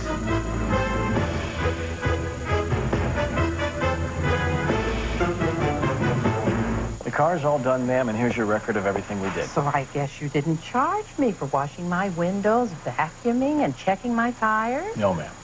Well, I do love a man in uniform, and I love little extras, Mr. Jiffy Man. Ma'am, it's all part of our signature service oil change. Oh, sure it is. Great service, lots of little extras. No wonder people fall in love with the J-Team at Jiffy Lube, the well-oiled machine. Say your sister lives in town, but your brother lives on the other side of the country. A phone call to your brother should cost the same as it does to your sister, don't you think? Well, it does now, because with the neighborhood, you get unlimited local and long distance for one low monthly price. Makes the whole country seem like a little neighborhood. Call 1-800-JOIN-MCI today for unlimited local and long distance in the neighborhood. This is a test. This is the big test. Right now at participating Honda dealers, you can join the big test ride. The world's biggest production motorcycles. Goldwing 1800, VTX 1800. And it just keeps getting bigger because you can ride off with low 6.9% APR financing. To find out more, just go to Honda.com and join the biggest test ride in motorcycle history.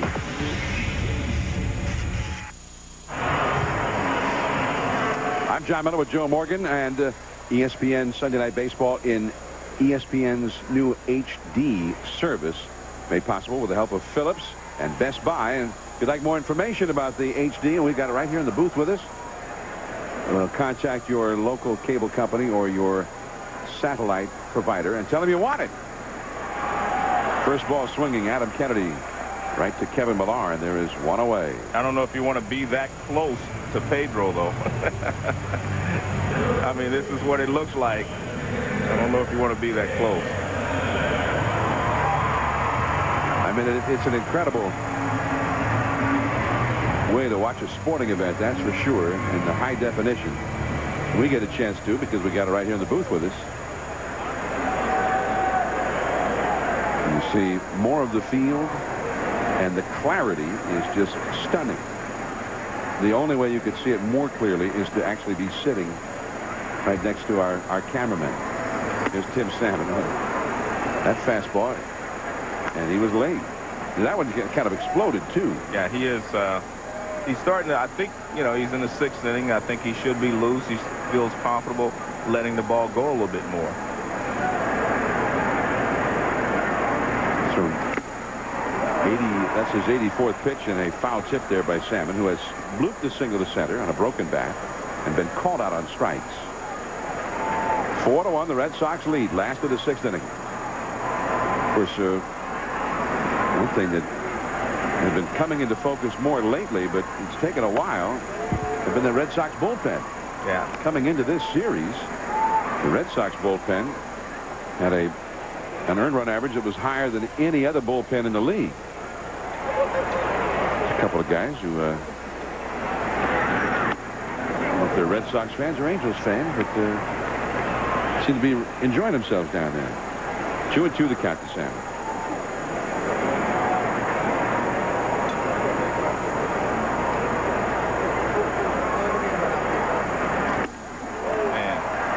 And number 9 for Pedro, and that's his strikeout high in any game so far this year.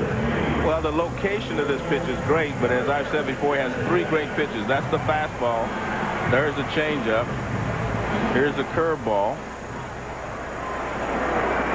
And here's this overpowering 4-seam fastball. You see him gripping it across the seams.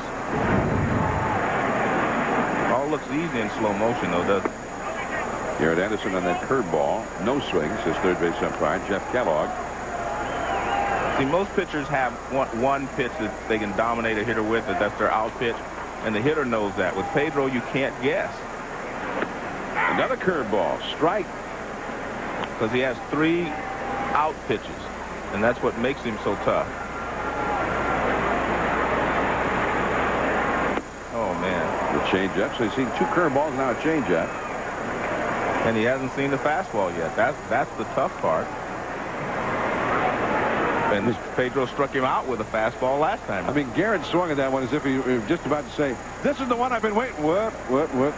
Should be a fastball away. Yeah, no, another changeup. I guess he's decided that Garrett Anderson,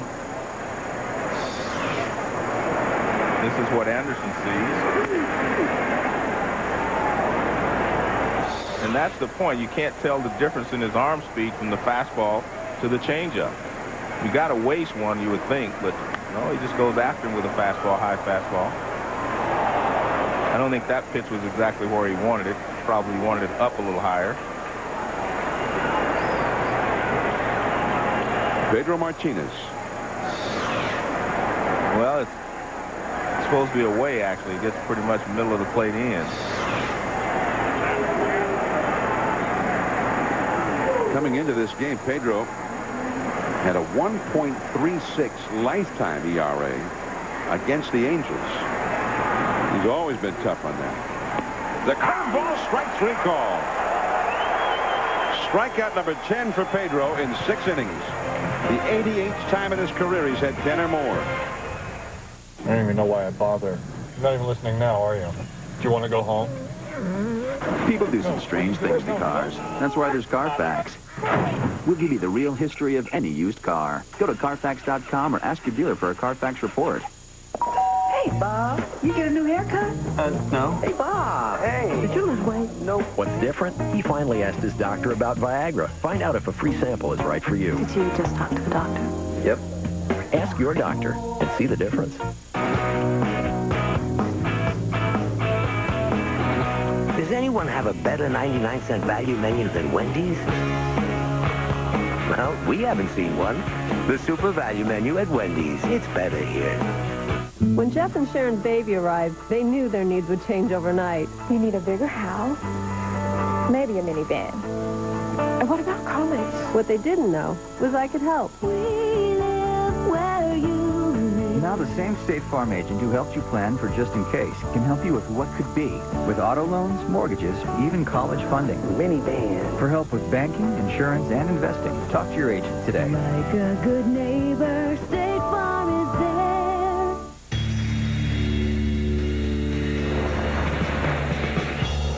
A more powerful V8 engine. More distinctive styling.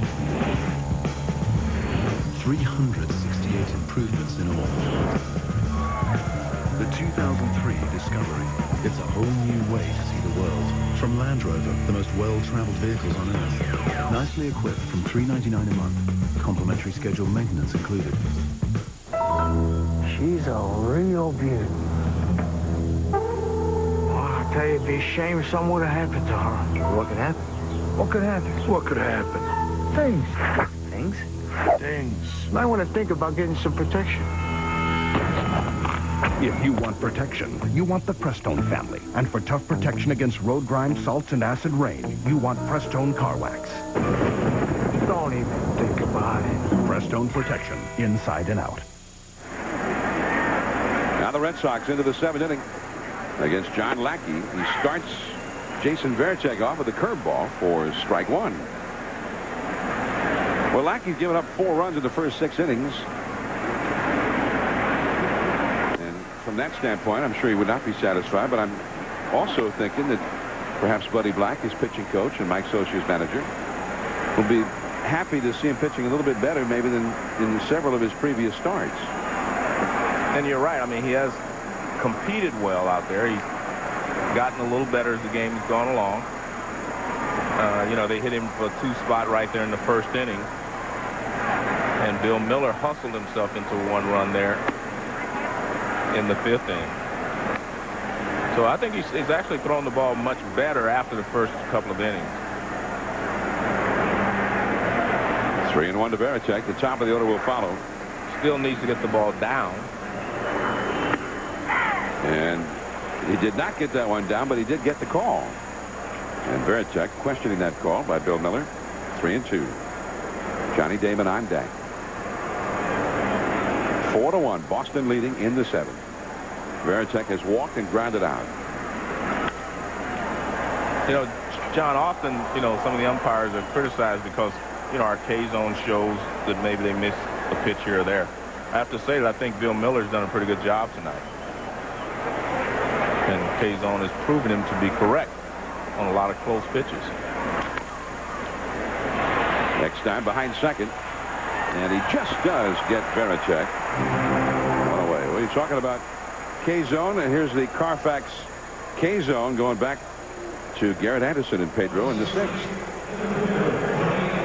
Well, he starts him off with a curveball for a ball, and then he comes back with another curveball over the outside corner. Change-up. Another change-up. I mean, he was just throwing him a lot of change-ups. Then he threw him a fastball in. Curveball right on the outside corner. Here's Brad Fulmer. And I tell you what, Garrett questioned that strike 3 call. Right. But K-zone showed it to be an excellent call. That's why, I mean, sometimes it may show the umpires are making some mistakes, but I think tonight it showed that Bill Miller's done a good job. Bluffing the bunt, Damon taking the ball. 1 ball, 1 strike. He has struck out, grounded out, and then struck out looking his last time. I tell you what, though, what K-zone is showing over and over again, especially on those low pitches, it's not where the catcher catches the ball. K-zone's reading it when that ball enters the strike zone, when it crosses over the plate. And that's the way the rule book reads it. That's the rule. So you'll see over and over again catchers catching the ball maybe below the knees, but that's not where the pitch was when it went over the plate. So a lot of those low pitches that we see the catcher catch below the knees should be called strikes. And Tony Cloninger was saying he's seen more of those pitches called strikes this year than he can remember. That's a ball outside. 3 balls, 2 strikes to Johnny Damon. Bill Miller, the second baseman for the Red Sox, is on deck. Garrett Anderson tonight 0 for 3 against Pedro, but that's almost an average night for him against Pedro. John Lackey now at 100 pitches for the game. That one into right center. On the move quickly is Johnson, and he gets there. Well, you talked about his speed. He showed it right there. When that ball was first hit, a lot of gap open out there, but he ran it down. Joe talked with Garrett Anderson before the game today, and we've been trying to revisit that interview at various times during the ball game. Let's check in. When you were a rookie, you were basically a singles hitter. Now you've evolved into one of the best RBI men power hitters in the game. How did that happen? I think coming up, I just wanted to establish myself as a hitter at this level. I've seen a lot of guys come up with a lot of power and they get sent back down. I didn't want to be one of those guys. So I wanted to establish myself as a hitter, and once I did that and solidified myself in Major League, the next step as an athlete or a professional athlete, you want to get better in other situations. And I wanted to hit for power. I wanted to drive and run. So that was a challenge for me starting 2000 season. Ever since then, I've been on that track. That's pretty good explanation there, because I remember his first couple of years, John, they were thinking about trading him because he didn't hit with a lot of power. You know, they're saying we want an outfielder to hit with power because he was playing with the likes of Salmon and, you know, Gloss. They wanted somebody to drive the ball. And now he's evolved into that type of a player. Look at that, 111 RBIs average last 3 years. 4 years, 92, 99 through 2002, I guess. Here's Nomar after the single by Bill Miller. And it is 0-1 as he foul tipped that one. Nomar has walked, singled, and flied out. The fly out was also productive. It helped lead to a run. He scored 2 runs earlier, one after his walk and one after his single. 4-1. The Red Sox are leading the Angels. We're in the 7th inning. 2 down. Miller at first. And that's a called strike on the inside. But you know what also, Joe, what that showed about Garrett Anderson, it's been said by the people that know him best, just how smart he is. Yeah, exactly. I mean, how thoughtful, and studies the situation, decides the best plan to go after, including his own career. Up the middle, and Nomar's got his second hit. After breaking that 0 for 19 stretch, his longest 0 for ever. He's 2 for 3 tonight, 2 men on, and here comes Manny Ramirez. The Angels bullpen is busy. Well, that pitch is a little bit off the plate outside, but it shows that you can hit that ball, and there's Nomar going right back through the middle with it. Well, there's Scott Schoenweiss, a left-hander from the Angels bullpen. Manny Ramirez has driven in 3 of the Red Sox 4 runs tonight. He drove in Nomar. After Nomar walked in the first inning, Manny hit a home run. Ramirez walked in the 3rd, and then he singled home Bill Miller in the 5th inning. After Miller had doubled and Nomar got him over to 3rd, they brought the infield in, and then Manny got the base hit through the infield. And Lackey slips and falls throwing that curveball. Jose Molina, the catcher, managed to keep that ball in front of him. 1 ball and no strikes. Manny Ramirez. 348 average. John, you know, one of the things that happens out there on the mound is Pedro may step one place and end up with his left foot. Lackey steps another, and that might have been, he might have caught the edge of Pedro's stepping hole right there. In fact, you can see he steps more to the third base side than Pedro does. See, this is Pedro's hole right here, and there's Lackey's over here. And he may have stepped a little bit more this way when he's trying to throw the curveball, because he's coming across and down. But there are 2 distinct stepping points out there. A ball and a strike. 2 on, 2 out. Fastball too high. Well, any hope that the Angels have of returning as we get a look at what you're talking about, Joe? See, there's his and here's Pedro's. He just slipped in his own, apparently, but you can see they're stepping at 2 different points out there. Slider too low. 3-1. Any hope the Angels have of affecting a comeback in this ball game could disappear here if Manny Ramirez gets hold of one. And he's got the count in his favor. Well, he had to count 3-1 his second at bat, John, and he didn't even stride. He took a 3-1 fastball for strike 2 as if he didn't think they were going to pitch to him. Same count. And he gets the walk here. And he's been on base 4 straight times. And now with 2 down, the bases are loaded for Kevin Millar. And that prompts a visit from pitching coach Buddy Black. Well, you know, it's a little tough to bring in Schoenweiss or left-hander in to pitch, you know, to Millar at this stage with the bases loaded. I think they're going to stay with Lackey. You Trot Nixon, a lefty, on deck. Right. Bud Black, by the way, as he heads back to the dugout, is wearing a microphone tonight, so let's have a listen. Game. Yeah. Okay? How you feel? Good. You're throwing the ball fine. Yeah. Okay? 1 pitch at a time. All right? Yeah. Take the hitter out of the equation. You and Benji make your pitches. Come on. All right. Make a play for him, Mac. Come on. Pretty good advice right there. 1 pitch at a time. You pitch to the catcher, not to the hitter. 3 men on, 2 men out. That was Lackey's 112th pitch, a slider, and Millard took it for ball 1. Sellout crowd at Edison Field, 43,690. Second game in a row they sold out here with the Red Sox in town. And again, he slips and falls. And he got a strike on that one. 1 ball, 1 strike. I don't know what's happening to him there, but maybe the hole is a little deeper now than it was, of course, at the beginning of the game. But he is slipping, and he's not slipping in Pedro's spot. It's his own spot.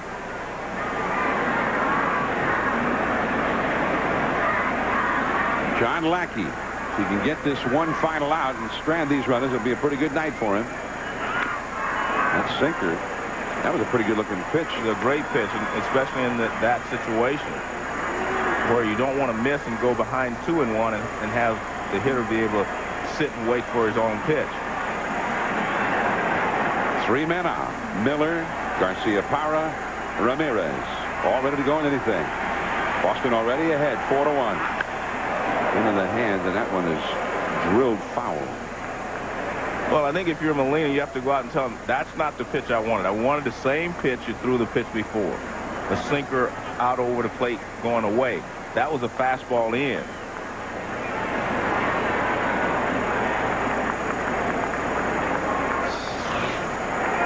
I mean, he threw him a sinker away last time. Look at this. That's a fastball in. It is way in, but the pitch down with some sinking action is what you wanted in that situation. And he struck him out. The Red Sox unable to break it open there. Brad Fulmer coming up. Last of the 7th, 4-1 Boston. Hey, Bob. You get a new haircut? No. Hey, Bob. Hey. Did you lose weight? Nope. What's different? He finally asked his doctor about Viagra. Find out if a free sample is right for you. Did you just talk to the doctor? Yep. Ask your doctor and see the difference. Introducing new body wash from Old Spice. Put my love to the test. It has a dual action formula, so you'll get really clean, smell really great. Hey, Dan. Need help with your anatomy homework? New body wash from Old Spice. So, how about this one? We did say no ranches, right? Yeah. Well, plenty more where that came from. This next one is more of a colonial-inspired ranch. It's still a ranch. Did your real estate agent listen to you? Century 21, pledge point number 13. Century 21 agents only show you houses you want to see. This one's more of a Tudor-inspired ranch. No, it's not. Just one of the ways to help reduce the stress of buying real estate. Century 21, real estate for your world. The players. The experts. His track record's pretty solid. The definitive source for everything baseball. Catch all the scores and highlights from around the league. Baseball tonight, all season long on ESPN and ESPN2.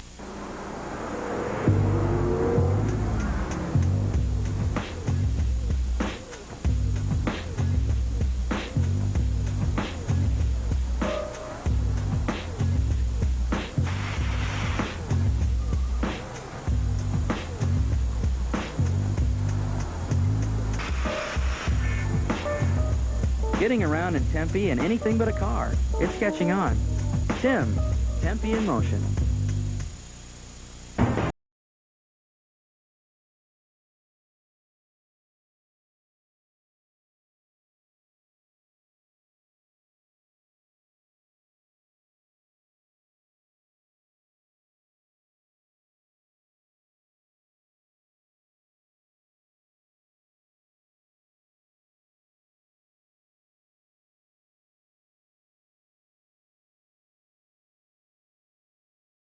Nine.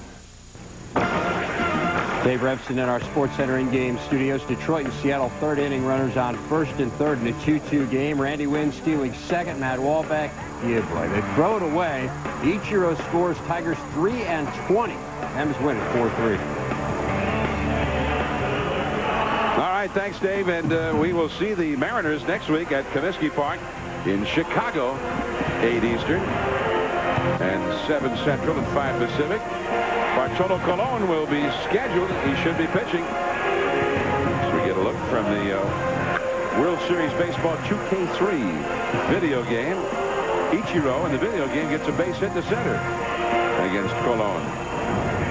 We'll see the real deal in both cases next Sunday night on ESPN. Bartolo Colon, the hard-throwing right-hander, and he's pitched well so far for his new ball club, the Chicago White Sox. The White Sox defeated the Minnesota Twins today, and they're right there. A horrible loss for the Kansas City Royals, who've done so well this year.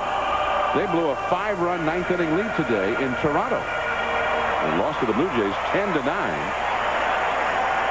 The White Sox second place to the red-hot Royals in the Central Division. The Mariners leading the West, and there's Jennifer Lopez in the left with her beau, the Red Sox fan, the actor Ben Affleck. He's decked out in his Red Sox attire. John, why don't we invite J-Lo to come up here and do a half inning with us? Ben can stay and watch the game. Yeah, I could go down with Ben. Yeah. And maybe we could, talk some ball and whatnot. And, and you and J-Lo could work together for a while. Yeah, we could do the game. Yeah, you could explain to her about high def and how you had this beautiful television. Well, the Red Sox, they're fans just like anybody else, and they actually sent a couple of baseballs up there for Ben Affleck and Jennifer Lopez to sign for them. Look at that. It's a youth league night here in Southern California, and they have the little leaguers from all around the area who paraded before the game. Some 13,000 of them here. Part of the 43,690 in attendance. Change up too low for ball one to Brad Fulmer. Fulmer has not taken too many offers so far this year. I mean, look at that. He's hitting .388, but he's 0 for 2 tonight. A strikeout and a ground ball to first. And a pop-up with third. Hillenbrand into foul ground. And just like that, there is one away. Now, I asked Joe early in the game, our Nextel poll question. I mean, which of these 5 great pitchers in their prime would you want to pitch a big game? And the majority of our 58,000 plus respondents, Joe, they like Pedro for that big game. Okay, I agree. I mean, any one of the 5 you could pick. I mean, that ball is hammered by Spezio deep to right, but not. Well, it is grabbed by a fan. It's called a home run. A fan in the first row reached out for it, and Joe West is saying that it's a home run. And the Red Sox are going to argue. Grady Little's coming out. Trot Nixon is coming in, and they're going to get into his face out there. Nomar already arguing with West. Well, the reason I think that they have a case is because Nixon comes in from right field. He's the one that had the best look.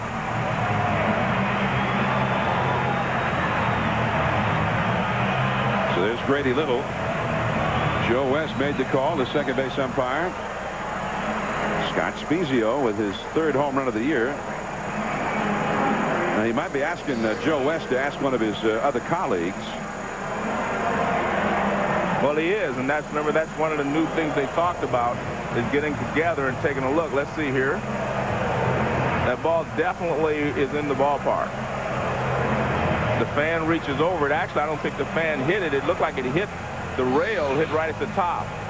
And remember, one of the things they told us in spring training they were going to do is that they would all get together and decide if someone had a better look or a better view than the guy that made the call. Yeah. Now, usually the guy who made the call, it's his call, but if he gets sort of a high sign from one of his colleagues who feels very strongly that he got the call wrong, then they'll get together. Just because a manager asks them to get together, they're not obligated to get together. It's really their call one way or the other. But I remember Steve Palermo, a great umpire in the American League for many years, explained to us, he's now an umpire supervisor. He said any umpire who wants to overturn a call has to be more than 100% sure that the call originally made was wrong. Well, you can see right there that he was reaching over and the ball actually hit below the fence. But it appears to me that they're going to let it stand as a home run.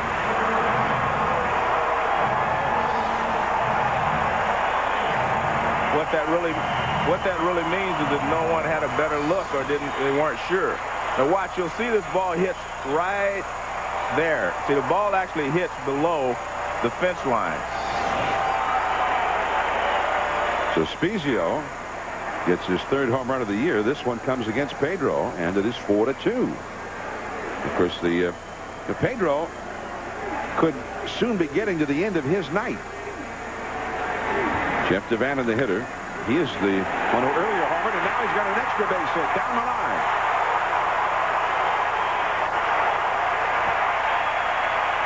So here come the Angels, trying to reach back and find some of that October magic from last year.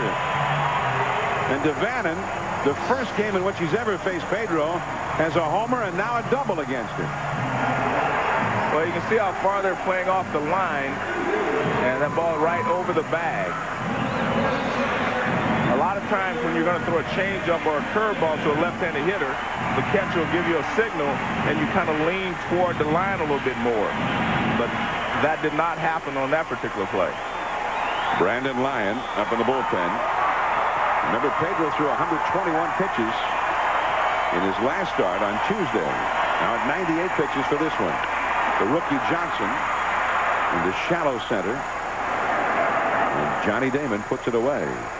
So Johnson, who had walked and singled earlier, is a one-pitch out this time. Now Jose Molina is due up, but it looks like big brother Benji is going to come out and take this at bat.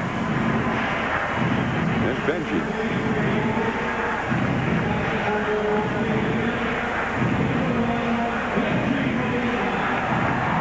Pedro, you really want to try to get out of this inning yourself, because the bullpen has not pitched well in the games that Pedro has started. They have a real high earned run average in the starts in which Pedro has pitched, something like 10, a real high. Now he's had less support from his bullpen than almost any other starting pitcher in baseball. A 10.13 earned run average for the Boston bullpen when they've been picking up for Pedro. So if you're him, you're Pedro, you say, hey, I need to get this guy out. I don't want him to have to, maybe they can get the 6 outs for me, but I don't want to leave that to them here in the 7th. Here's Benji Molina, the pinch hitter. And that one is back out of play. And that tells you that he's getting tired a little bit as far as I'm concerned. That was an 88-mile-an-hour fastball, and that was one of those reach-back fastballs, because when you get a guy coming off the bench who hasn't played and you want to attack him, you give him your best fastball in this situation. And that one registered at 88 miles an hour. We got the pop-up, and Bill Miller, the second baseman, has it. So whether or not that'll be Pedro's final pitch remains to be seen. But ESPN Sunday Night Baseball presented by Nextel. Nextel. Life's better when your cell phone has a walkie-talkie. And in part by Bank of America. Higher standards. And Viagra. Ask your doctor if Viagra is right for you. Sellout crowd at Edison Field, home of the world champion Angels. But in the rubber match of this series, the Boston Red Sox have a 4-2 lead over the Angels. A new pitcher comes on in relief of John Lackey, Scott Schoenweiss, left-hander, and like many of the Angels pitchers, he is really struggling. Benji Molina stays in the game to do the catching after he pinch hit for younger brother Jose. And here is Trot Nixon to lead off. Fastball up and in for ball 1. Now, overall, the Angel bullpen has actually pitched well. I mean, when the Angels have had leads late in games, they almost always have won those games. Troy Percival at the end has been excellent. And Ben Weber, Brandon Donnelly have done well. But Francisco Rodriguez, the sensation from the postseason last year, is not with the ball club now. There's Ben Weber up in the bullpen. He is in Venezuela. His grandmother, who raised him, suddenly passed away this week. So he's home for the funeral. Nixon is retired. There's one away. Nixon is gone. Meanwhile, Pedro Martinez with the pitching coach Tony Cloninger after the 7th inning was over. Yeah, and there's a lot of trust between those two guys. I mean, Tony Cloninger and they have a great relationship, working relationship there. Tony Cloninger saying that he has tremendous affection for Pedro. He loves Pedro. He said Pedro has been so good to him.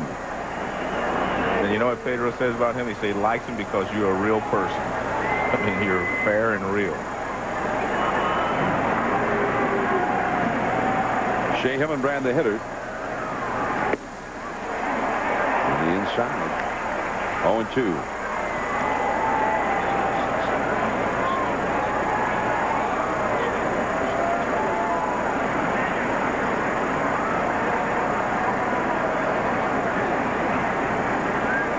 To the count, and he strikes him out.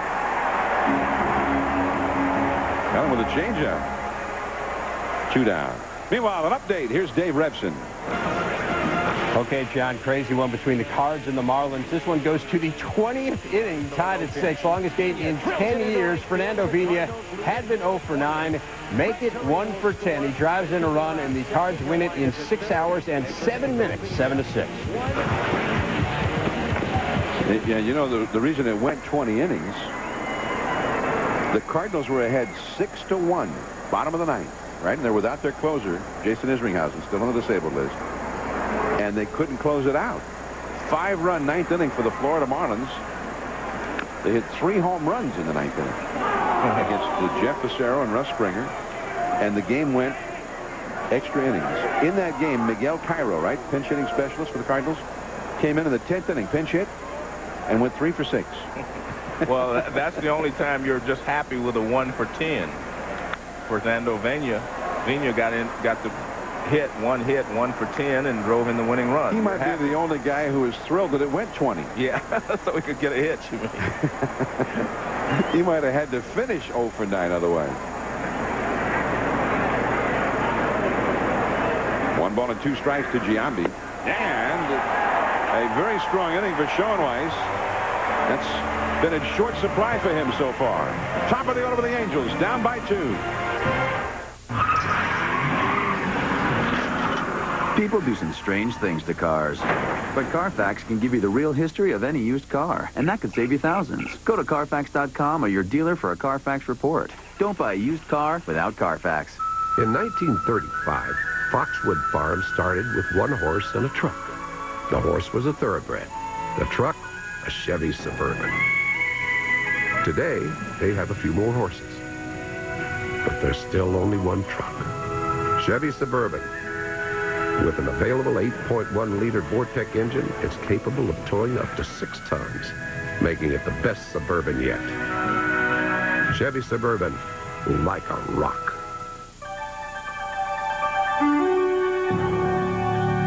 Now you can call anyone in America for 3 cents a minute, 39 cents to connect. Not only is it 3 cents anywhere in the U.S., but also to Canada and to Western Europe.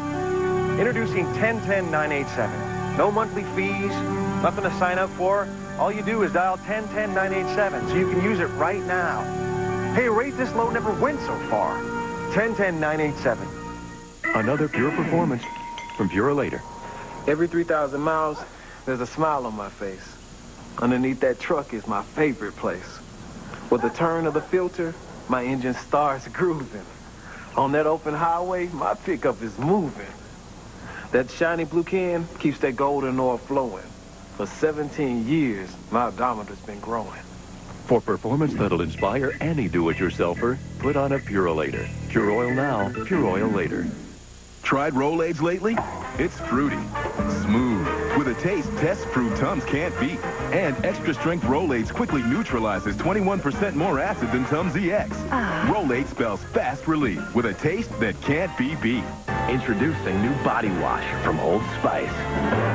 Put my love to the test. It has a dual-action formula, so you'll get really clean, smell really great. Hey there, need help with your anatomy homework? New body wash from Old Spice.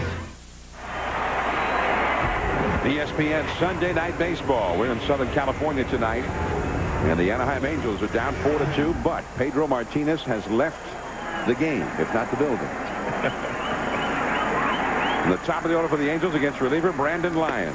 23-year-old right-hander. He's got great stuff. Tony Cloninger, the pitching coach, saying before the game, he's got closers type stuff, but he's never been a closer at any time in his professional career. Well, I guess they're going to use him sometimes to close, and I guess Chad Fox at other times, because I guess they have basically, you know, they're going to this bullpen by committee. But I think it goes deeper than just the bullpen by committee, because they're just going to use, they say, the best pitcher at the best to get the toughest outs of the game. Off the fist, and Eckstein has popped out to Nomar. There is one away, and Eckstein has not been on base all night. 0 for 4 now. And then that was a pretty tough pitch there from Brandon Lyon. Well, right now, Grady Little has sort of narrowed it down to Brandon Lyon and Chad Fox, as you mentioned. One or the other of them. It was Chad Fox who came in and got the save here on Friday night. The Red Sox figured that they had solidified their bullpen considerably. And they brought in not only Fox, but Ramiro Mendoza, who'd been such a stalwart in the Yankees bullpen the past several years. But Mendoza has been in a real slump. Although Cloninger says that they feel that they've gotten him straightened out now. That's in there for a strike from Lyon. You know, the tough part is that the toughest decisions are for Grady Little. I mean, he's the one that's going to be second guessed for bringing in one guy or not the other.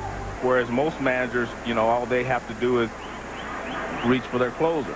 You know, and if it doesn't work, it doesn't work. But that's what they're supposed to do, and you don't second guess them for, you know, doing what they think they're supposed to do. Whereas with Grady Little, he's going to have to mix and match, and he's definitely going to be second guessed, you know, on occasion. There is Ramiro Mendoza.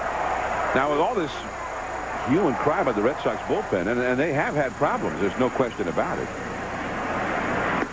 Just missing inside, 97-mile-an-hour fastball there. 1-2 the count. What do you think the Red Sox record is when they've been leading late in a game? Yeah, I mean, I know it's, especially if they're leading after 8, they've only lost 1 ball game. Red Sox are 12-1 when they've been ahead after 8. Hanging tough up there is Adam Kennedy. But again, I think it was going to be deeper. That's one of the reasons they said money was involved with Ugueth Urbina to let him go. But the other part was they were going to change their philosophy on using their relievers in late inning situations. And Kennedy has a base hit, and that's the kind of at bat we really got accustomed to seeing from the Angels last season. Well, we know Kennedy's a good hitter, and he just fights that ball off. That was a pitch inside, and he just hit it back into left center field. Watch, the ball is in. You see the catcher set up inside. Ball is in. And he just inside outs it to left center for a base hit. Good job of 2-strike hitting. So now Tim Salmon, the possible tying run. He is 2 for 4 lifetime against Brandon Lyon. On a relief of Pedro. Slider a little bit off the outside. Now remember, we mentioned earlier, the Red Sox bullpen has been at its very worst when picking up for Pedro. Right. It's been a nightmare. A 10.13 bullpen ERA after Pedro leaves.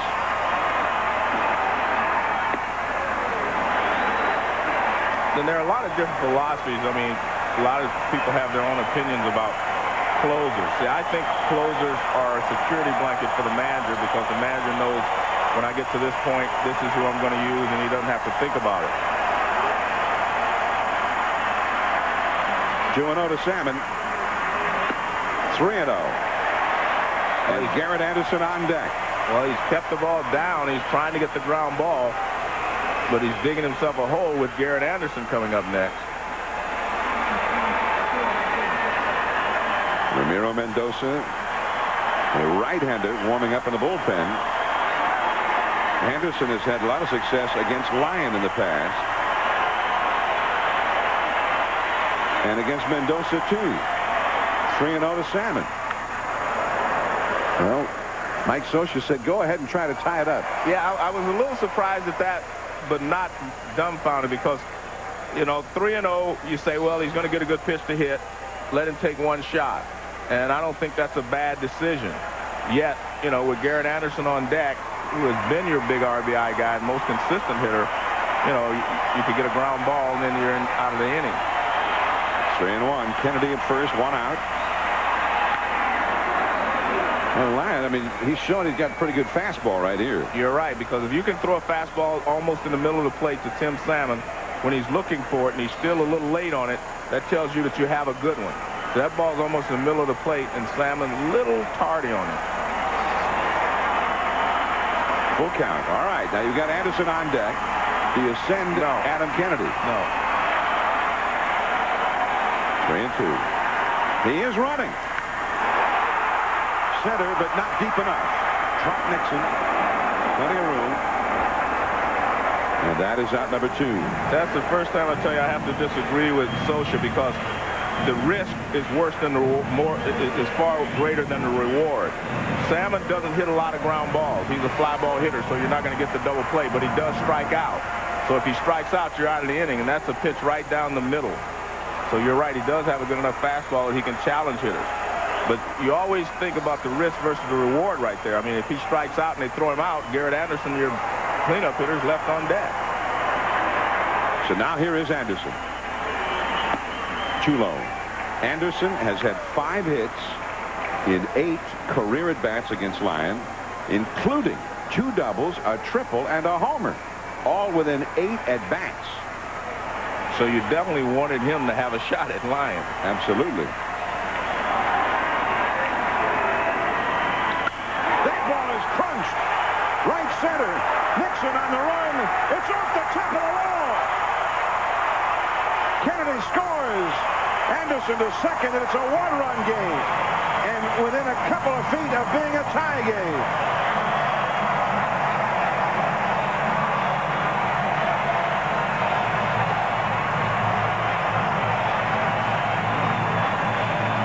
See, that's why the risk of sending him outweighed the reward you would get. If Salmon would have struck out, this would have never happened, of course. High fastball. And I actually thought when he hit it, it was gone. I'm still surprised it wasn't, because I think Garrett thought he got enough of it. Fan almost reached down and touched that one.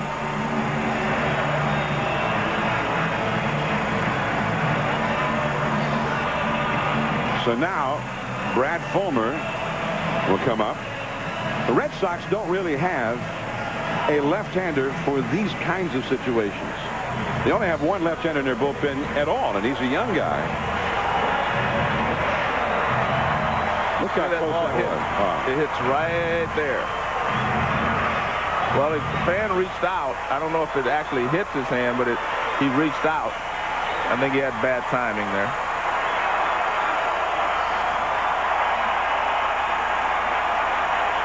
So now it would take only a base hit by Fulmer to tie this ball game. Along the left field line, going over Hillenbrand, and he makes the catch.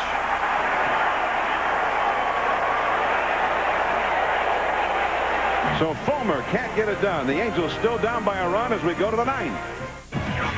Coming up on SportsCenter, can you say no for Millwood? Could Shaq and Kobe even the score? The NFL draft winners and losers, plus the main event. Will Kenny make it? SportsCenter after the game, ESPN. Champions rise up. Now, the NBA playoffs on ESPN. The 2003 Lincoln LS-V8 and BMW 540i recently went head-to-head in a series of handling tests. The result? The LS-V8 out-slaloms, out-corners, and has better handling performance than the BMW 540i. The new Lincoln LS-V6, starting at $29,495. There are those who travel and those who travel well. Is there a bigger crapshoot in the NFL draft? The only sure thing is that Jet fans will hate their pick. Rome is burning. Premieres Tuesday, May 6th at 7 Eastern. Jim Rome is back on ESPN. The Canadian Wild, where only the strong survive. Like the Bombardier Trackster Max, the world's first two-rider quad. And the new Outlander, so tough it was named ATV of the Year. So other ATVs, be warned. Out here, there's a place for things that don't have what it takes to survive. Bombardier ATVs. Follow no one. Now with free extended coverage, and not just 6 months like most, but a full 3 years. The Outdoor Life Network cordially invites you to the nastiest, most inhospitable place on Earth. For the last 4 months, the global extremists have crisscrossed the planet to reach their ultimate challenge. Coming in May, the final 5 athletes have a chance to summit Mount Everest, and OLN will bring it to you live. Global Extremes Mount Everest, Forerunners of Adventure, presented by Toyota. Date and time based on weather. Watch OLN for summit updates. Kenny Mayne on the 4-play tour today. 4 major sporting events in one day. All 4 sporting events on ESPN and ESPN2. Here to see the itinerary. No, you didn't miss the sporting event in Salina, Kansas. That's where they refueled. They started the day at the NFL Draft, delivered the Bengals' 4th-round pick, then off to Boston, helped mop the floor. He has traveled 2,779 miles, has 1,090 to go, and he has arrived in Anaheim, guys. All right, so from Boston, from the Fleet Center to the Red Sox game in Anaheim, Kenny Mayne now. I mean, what's your official function in the Angels dugout here? I think I've already served my purpose, and they've asked me to leave. I went out and got a couple of bats. I just had ankle surgery recently, so that took a lot out of me. My surgeon wouldn't be happy with what I did, but I did bring the home team a run, I think, in that inning. We got to get out of here and go up to Vancouver and see if the hockey game goes to like 8 overtime. You're not going to Cincinnati? Vancouver, BC is next if I can cross the border with my raised steel birth certificate. But thanks for the uniform. All right, we got a shot of you. All right, guys. Going out and you're picking up that bat. Whose bat did you pick up? I don't know. They all mean the same to me. I don't put one player ahead of the other. They're all equal to me. That's good recovery on that one. Yeah, that was pretty good. Hey, Kenny, we've got J-Lo here, too. Yeah, I said hi to her, but I just yelled it out. I said, hi, J-Lo, but I didn't know where she was sitting because I was dared to do so. Now I found out she's over there. Oh, there she is. Yeah. Yeah. Down the first base line. Hey, J-Lo. I really think I'm interfering with the game at this point. The manager's next to me studying, he's making changes. All right. Go on to Vancouver. Maybe we'll see you up there later tonight. All right, you guys quit clowning around. All right. Kenny Mayne. And to wrap up the day, he will be reporting on his travels during tonight's 11 p.m. Sports Center, which will be re-aired tomorrow morning. Jason Varitek is retired on the ground ball to Adam Kennedy, and there is one away. We're in the 9th inning. Boston's lead is 4-3. Johnny Damon, the leadoff man, coming up. Well, if you're Boston, you try to, you need some insurance. You need another run or two to make it comfortable for your closer at the end of the ball game. Ben Weber. Or should I say closer of the day. Is he getting ready in the bullpen now? Chad Fox, I think that's... Yeah. He's up out in the... There he is, Chad Fox, the right-hander. Damon with a little flare in there, base hit. Garrett Anderson hustles over and will hold him to a single. That's the first hit of the game for Damon. Damon there with Dallas Williams, the first base coach. Good sinker away from Weber, and Damon hits it off the end of the bat, breaks his bat, but it's a base hit. Well, the Angels might be feeling they got a little bad luck there. I mean, Garrett Anderson really hit that ball well. Yes, he did. And instead of a 2-run homer to tie the ball game, it fell a little bit short. The Red Sox may feel like justice was served. Yeah, but you know what? He had a double. If that would have been called a double, he still would have scored. Because on the Spezio. Spezio still would have scored because Devon hit a double to follow. Devannon followed his homer with a double. Yeah, so he would have probably scored anyway. But I have a feeling that the Pedro Red may Sox, have pitched differently. I have a feeling that the Red Sox wouldn't look at it that way. Yeah, and they're probably correct because Pedro may have pitched to Devannon a little differently than he did. Yeah, if there was a runner at second instead of the bases empty. Right. Would have been working out of the stretch to begin with. This one could be 2. No! Booted by Kennedy. Recovers and gets the 1. But Damon moves over to scoring position And let's see if that turns into a big play. You've got Nomar coming up. It appeared that Kennedy was getting in position to watch. He's going to be getting in position to throw to second base. See, he's trying to catch it so he can wheel and throw to second. You kind of turn and catch it off your back foot. So he wants to catch it off his back foot while spinning around this way to throw to second base. But he didn't catch it, so he had to take the shear out at first base. And Bill Miller, who hit that ground ball, really hustling up the line. Bill Miller's hustle and Nomar's situational hitting back in the 5th inning right now is the difference of this game as Miller inspects his bat. Correct. I mean, back in the 5th inning, Miller turned a routine single into a hustle double. Nomar followed it up, getting him to third with a fly ball to right. That brought the infield in, and Manny Ramirez chopped a little ground ball through that drawn-in infield, and that was the 4th Boston run. That is the run that has him ahead right now.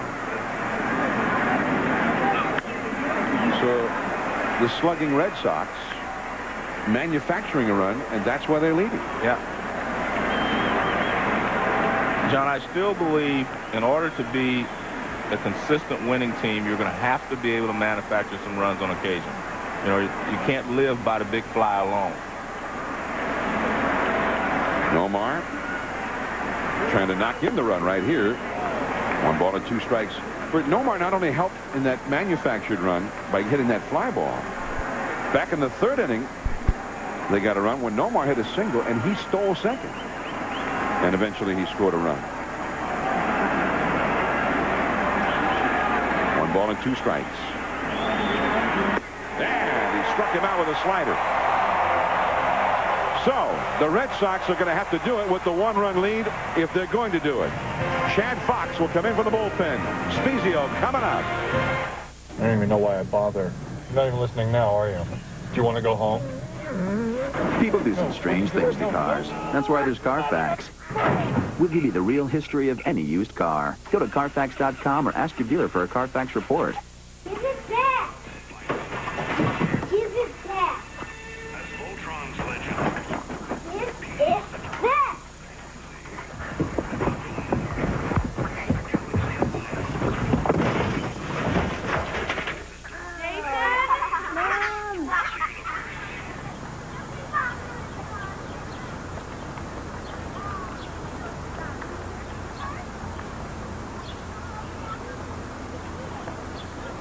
Tried Rolaids lately?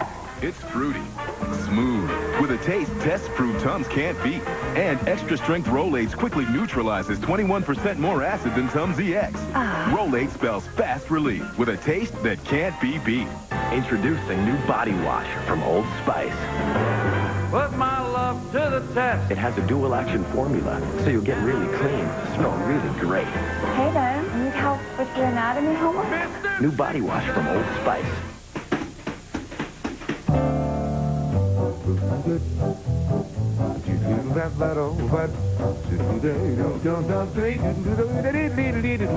Introducing Intel Centrino mobile technology. The new wireless laptop technology designed to help you untangle, unburden, and unwire your life.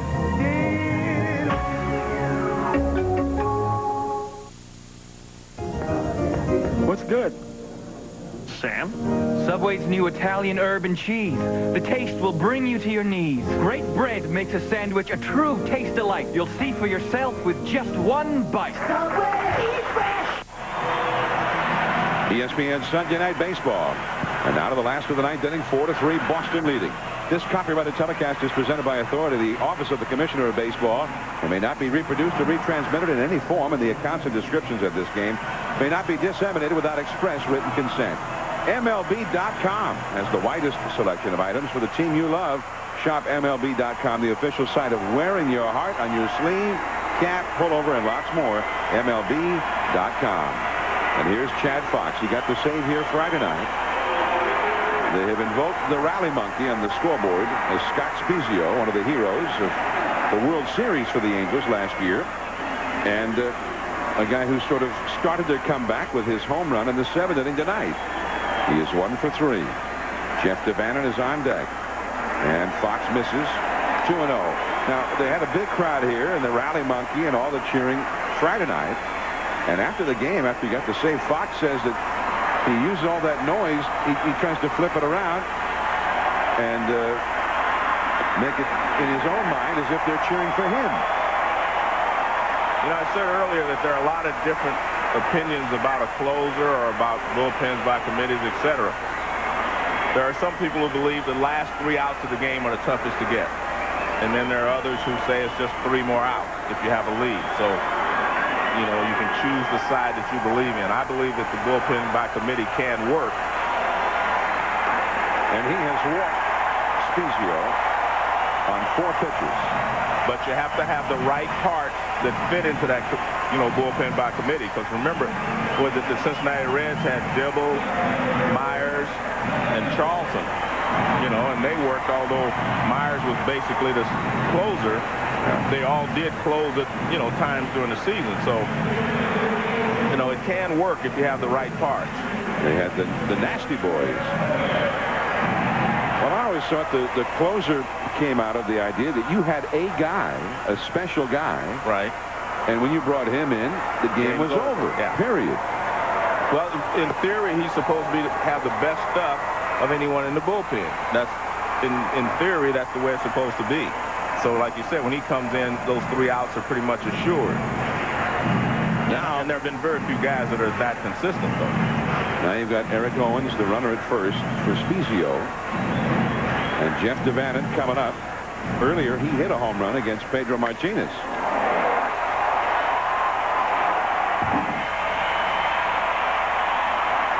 So here's Devannon. He is conferred with third base coach Ron Renicky. He squares around the bunt. I mean, he squared around like a pitcher in the National League before the pitch was ever even thrown. And they try, and that's why you saw Fox throw to first base. They just want to make sure that he wasn't going to pull the bat back.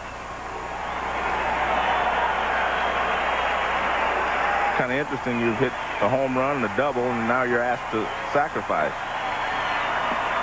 1 ball and no strikes. Fox is having a hard time throwing a strike here. And everything about closing a ball game really is mental, because there are a lot of guys that have great stuff. It's just the mental part of going out there knowing that I have to throw strikes. I have to be able to get 3 outs right away. Off of home plate. Millar. Just in time. I have to tell you, you know, that was one of those plays where you might want to yell, let it go foul, because that was a difficult play that Millar made. And a lot of times you will hit that runner running down the first base. Now watch this ball. Bounces high. Let it bounce. It may go foul, but look at this. I mean, it's a tough throw, but he makes the throw. Good job by Devannon, and a good play by Millar. Devannon, who had a homer and a double earlier, this time asked to bunt, and he gets it done. And here's Gary Johnson, his second big league game. Tonight he has walked and singled and flied out. Nice save by Varitek, keeping that runner at second, and that's a very big play. Well, you're a catcher. You're almost like the infielders. You can't let the ball get through you. The infielders are in the same position. Any ground ball, they have to knock it down. I mean, if that runner had gotten to third there, the infield would have had to come in. So much would have changed. The likelihood of him throwing breaking balls in the dirt would have diminished greatly as well. Well, he's really having a hard time with that breaking ball. He bounced the curveball, then he hung the slider up out of the strike zone. He's only thrown 1 strike in this inning. And that was the one that was bunted. So we'll assume it was a strike.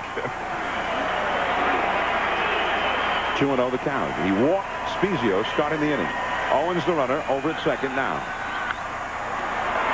Millar catches it. Everybody's safe. The possible tying run is to third with 1 out. The possible winning run is aboard.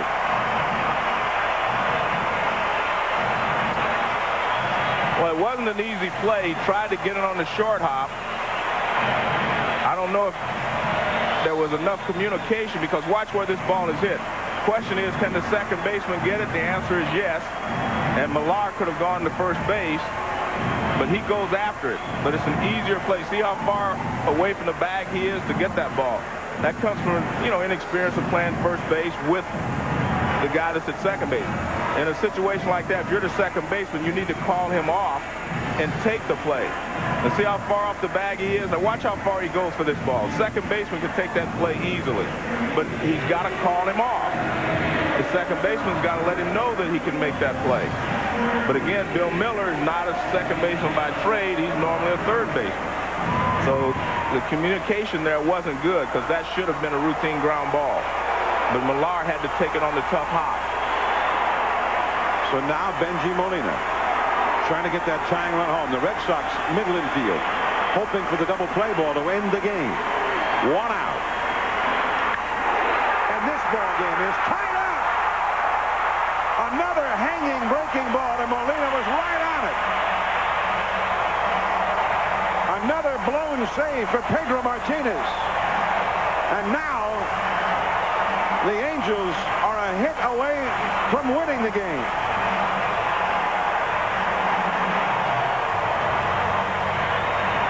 Well, this is the Angels who we saw so much of in the postseason last year.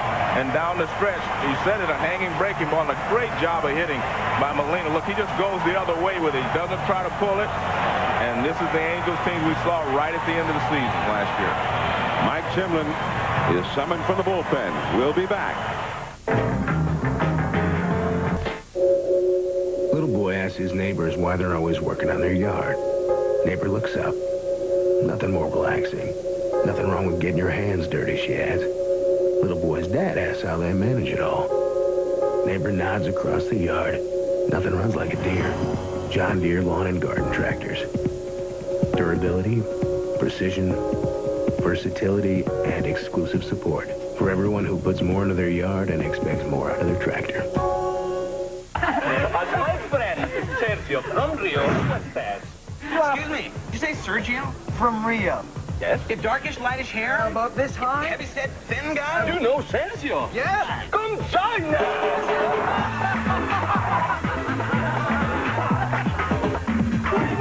Wait. Let's go see Sergio.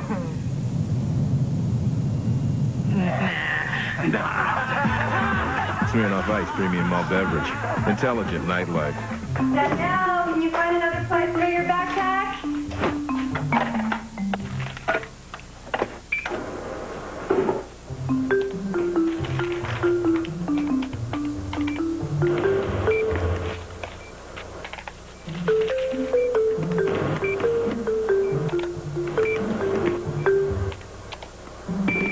Unlimited online bill paying.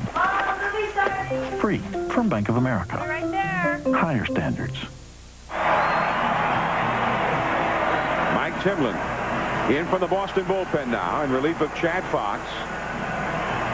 Fox, who got the save here on Friday, but not tonight. And it all started with a leadoff walk, and he just never had any kind of command of the strike zone whatsoever. No, you're right. I think that was the problem. You have to throw strikes. Well, this is the last pitch, and watch, he'll kind of hobble down and grab his side, maybe even. But he kind of walks down gingerly, and right there you see him kind of grab his side. So now Timlin on to face David Eckstein. Eckstein, you don't think of him as the big RBI man. I mean, he's a leadoff man. However, in the clutch this year, with a runner in scoring position, his average is .538. He's had 13 at-bats with a runner at second or third or both, and 7 hits in those 13 at-bats. And this is what I was talking about when I said that, Grady Lill's in a tough position because he can be second-guessed. If you were another manager, you had a close, and you put him out there to start the 9th inning, and he gives up the run, the lead, everybody says that's what you're supposed to do anyway. Well, with Grady Little, it's a tougher situation because he has to choose the guy he sends out there. There should be 2. Nomar to second, 1. Miller to first, 2. Double play. Now we go extra innings. Manny Ramirez will be coming up. It is 4-4. Hey, I was just thinking. Have you ever seen a really overweight squirrel? Oh, I don't think so. Yeah, me neither. think you'd see one every once in a while. Nuts are so fatty. Yeah, but they do a lot of cardio. When you drive a car you never have to think about, what will you think about? Pacific from Honda. Drinks before lunch? Water's fine for me. Water for me too, but with lemon, please. I'll have a Sam Adams, please. Make that 2 Sam Adams. Oh, I'll have a Sam also. Me 4. Nice. Never miss an opportunity to enjoy a tasty Samuel Adams lager, especially when it's on someone else's tab. Samuel Adams, always a good decision. Experts have spoken, presenting the Drive the Best sales event going on now at your Valley Toyota dealers. Toyota Avalon voted best overall car. Tacoma Extra Cab voted best overall truck. Or Drive the Best SUV, the RAV4. During the Drive the Best sales event, get up to $2,000 cash back. Or get a low 2.9% APR for 60 months on select models. Plus, lease a Corolla or Matrix for only $199 a month with $999 down. Don't settle for second best. Visit your Valley Toyota dealer today and drive the best. Chevy continues to drive the nation. With 0% APR financing for 60 months on every new 2003 Chevy car and truck. No exceptions. Or choose $3,000 cash back on every Chevy vehicle except Corvette. It's easy to make offers like these when you're in overdrive. See your Valley Chevy dealer today. I can't believe this, Joe. Apparently 9 innings is J-Lo's, that's her limit. Well, maybe she's on her way up here. Remember, she just heard you were here. Yeah, Ben is staying. Oh, he's a Sox fan. Yeah. Sox fans don't leave early. Especially with the bullpen the way it's been so far this year. Well, here is Troy Percival. Now, the Angels, they haven't had those kind of bullpen problems. Well, they have a closer. They have a guy that they're going to send out there and close their situations. Eric Owens, who came on as a pinch runner for Spezio, stays in to play center field. Jeff DeVannen moves from center over to right field. Benji Gill goes in to play third base. As Gary Johnson, he is out of the game now. Here is Manny Ramirez, and he's had 2 homers in 10 at-bats against Troy Percival. Right there in the outside corner, strike 1. Well, this is when it gets good. Percival on the mound and Ramirez at the plate. This is the big league. This is the show. We're playing some hardball right now. I think if you're Grady Little, you didn't want to see this. No. A few years back in this ballpark, but Manny, in the 9th inning of a ball game, hit one of those home runs to cost Percival the save. Look at that curveball, and it was called high, although. Well, Manny was completely fooled on it, and you can understand why. I mean, a guy throws as hard as Percival, you're looking gassed, and you can see that he ducks underneath it. 2-1 to count. Cazo thought it was right at the top of the strike zone. High pop-up foul. And that one will end up in the seats. 2-2 to Manny Ramirez, who has a home run tonight, who has driven in 3 of Boston's 4 runs. Well, the Red Sox, in games where they were leading after 7, which was the case tonight, have only lost 1 this year. That was right away at the very beginning against Tampa Bay. They're 12-1 when they've been ahead after 7 or ahead after 8. Either way, 12-1. What it means is that, you know, they can get a blown save, but they do not lose the game. Yeah. So this one isn't in the loss column yet. Going quickly back to Vannon. He's there. Man, Ramirez hit that ball hard. And he's a good hitter. I mean, that ball, he takes the other way. The only time I've ever seen anyone handle him was fastballs in, but I mean, look at this pitch. Off the plate a little bit outside, and he goes the other way with it and hits it hard. I was surprised that they were playing that close to the line for Manny. So one down. Here is Kevin Millar. And a pop-up. Way up there. Benji Gill just in the game, and he's got it. Millar 0 for 5, plus that 9th inning error. Coming up now, Sports Center right after the game with John Anderson and Rich Eisen. Kevin Millwood, no hit. Barry Bonds and the Giants today.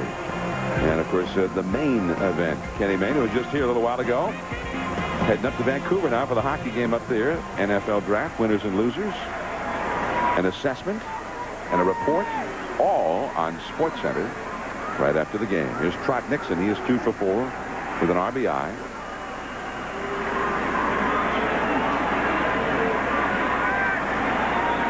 Four to 4 in the 10th inning. And that's a fastball to strike. But you get back to this, I think about the closer, Joe, and having a closer. I mean, if you have Troy Percival or Mariano Rivera, oh yeah, or in the old days, you know, Raleigh Fingers or Goose Gossage, and they're at their prime. Well, of course you wanted them in there at the end. Correct. That curveball is too low. But the fact is, and I know you did a little research on this. Yeah. Teams that are leading going to the 9th inning of a ball game, they almost always win. Yeah. Whether they have that great sure thing closer or not. Correct. I think you know, in some circles, the last 3 outs are easy to get, and again, in other circles, the last 3 are the toughest to get sometimes. But I think the one thing you have to do is when you have, you know, in the 8th inning, you may have Barry Bonds up, the toughest guys in the lineup up. That's when you want your best pitcher out there. 2-2 the count. Now, one thing is for sure, as by the way, she's back. I guess she can go more than 9. She probably just went to get some souvenirs or something. Yeah.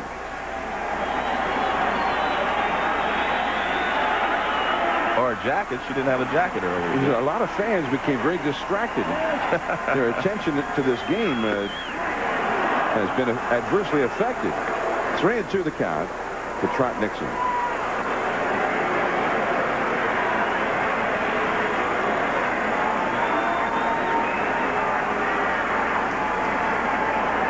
Four to 4 in the 10th inning. A little off-speed action there, and Nixon just did get a piece of it.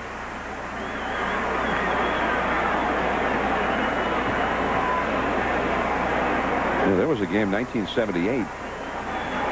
The year that the Yankees first had Goose Gossage as their closer, and the Red Sox had a pretty good closer named Bill Campbell. And the two teams played an extra inning game. Strike 3 call. So Percival retires the side in order. The Angels bullpen has pitched 3 shutout innings. Kennedy, Salmon, and Garrett Anderson coming up. This is the latest. This isn't. This is the latest. This isn't. And when it comes to athlete's foot, this is the latest. This isn't. Lotramin Ultra, the latest prescription strength medicine available without a prescription. Lotramin Ultra, the latest advancement for relief of itching and burning. The latest cure, so ultra powerful, 1 use a day is all you need. Nothing's proven to be stronger or faster, and nothing's newer. Lotramin Ultra, the killer cure. Okay, sweetie. Bye-bye. Can you check on my flight, please? Sure. Call team. Hey, Vanessa, have you finished my brother's birthday card yet? Have now. Now at Radio Shack, get great deals on unique gifts for Mom. Like this easy-to-use Palms Ire PDA, just $99.99. Or a Honeywell Environizer electronic air purifier as low as $99.99. How do you always have the answers to everybody's questions? Radio Shack, you've got questions. We've got answers. Hello? What? They're interested in the house? Well, that's great. Now is not a good time. Not a good time. Does your real estate agent care about your schedule? Century 21 Pledge Point number 4. Century 21 agents value and respect your time. You're where? Just one of the ways to help reduce the stress of selling real estate. Century 21, real estate for your world. ESPN Sunday Night Baseball presented by Nextel. Boston Red Sox 4 runs, 10 hits, 1 error. The Angels 4 runs, 9 hits. Kevin Millar, the Boston first baseman, has been wearing a microphone for us tonight. So let's go back and hear some of the sights and sounds of the evening through Kevin Millar.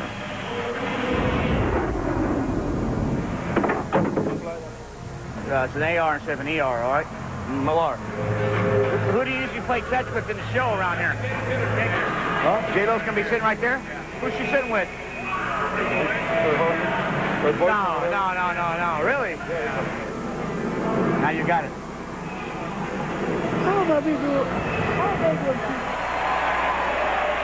All right, well, he's obviously he's a fun guy, but he hadn't had much fun tonight. Kevin Millar is 0 for 5, plus a big error in that 9th inning, in which the Angels tied the score. Here's Adam Kennedy against Mike Timlin. Kennedy 2 for 4 in the game. Just trying to get aboard here for the sluggers coming up. Tim Salmon is on deck. Garrett Anderson after him. Brad Fulmer after him. Kennedy really started the comeback against the bullpen with a 1-out single against Brandon Lyon in the 8th inning. That was a great at bat. One hop, and Hillenbrand throws him out. 1 away. John, let's take another look at that play in the 9th inning, so that the fans will understand that, you know, it was a tough play from Millar. Here's the second baseman. He'll go over here. He can get the ball. Now watch how far over Millar is. See, he's way over here when he makes contact. The second baseman would have been able to make the play and make an easy play there. See, the second baseman standing right behind him. He should have called him off, and it would have been an easy play. That in-between hop is very difficult, you know, for a guy to make. Now Tim Salmon, powerful right-handed hitter. Right there in the outside corner from Timlin. Salmon got a broken bat bloop single his first time. Since then, he has struck out twice and flied out to center once. Salmon 4 hits and 13 lifetime at bats against Timlin. A .308 average against him. Did he swing? An appeal made and ruled a swing by the first base umpire, Paul Emmel. So it is 0-2. Well, he definitely swung at it. Well, he tries to stop it, but the ball's already by him. See, that's the swing. Salmon got 275 lifetime homers.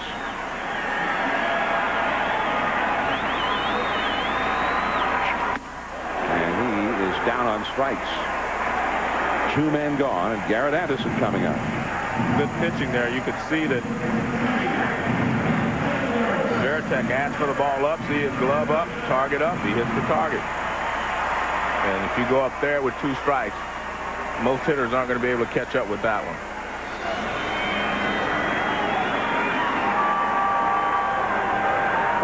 Now Garrett Anderson. Only 1 hit for him. It came after Pedro Martinez was taken out of the game. And it was almost a game-tying home run. Instead, an RBI double that made it a 1-run game in the 8th inning. All right, up at the top of the out-of-town scoreboard in deep right center.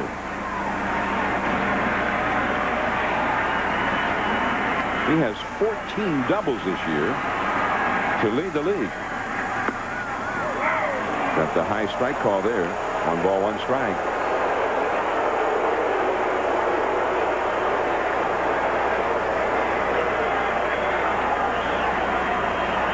Anderson, who got called out on a low curveball in the 6th that he didn't like. Now gets the high strike here. The tough sinking fastball. 1 ball and 2 strikes.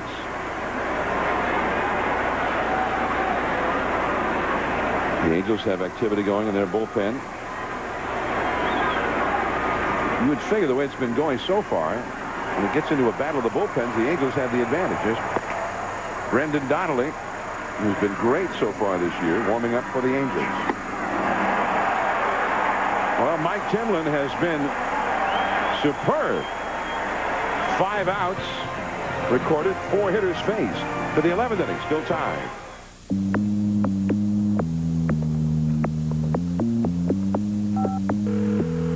To leave a voice message, press 1 or wait for the tone. I need my car back. I have to go to a meeting.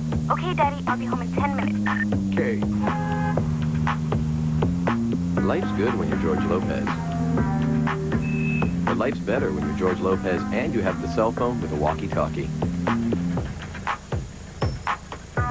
Get right through. Nextel. A new, more powerful V8 engine. More distinctive styling. 368 improvements in all.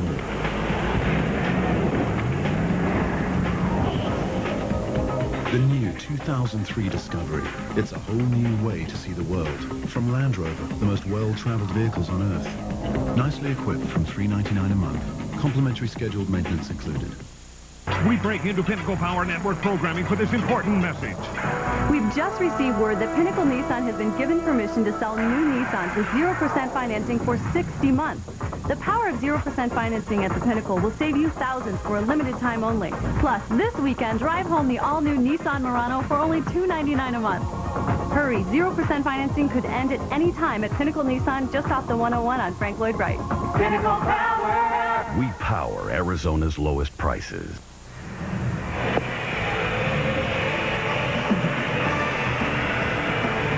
And here we take a look at game track. Ramirez hit a home run in the first inning.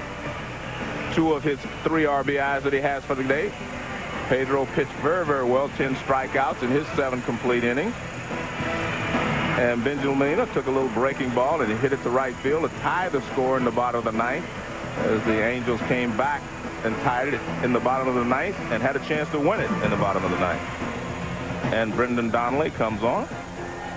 A right-hander who, in the same vein as Ben Weber, a guy well-traveled, released by 8 different organizations over the years. And yet he found a home in the big leagues last year. By October, he was one of the most dependable of the Angels relievers. And look at his numbers so far this year. 14 innings pitched, only 4 hits allowed. Shea Hillenbrand, 1 for 4, leads off.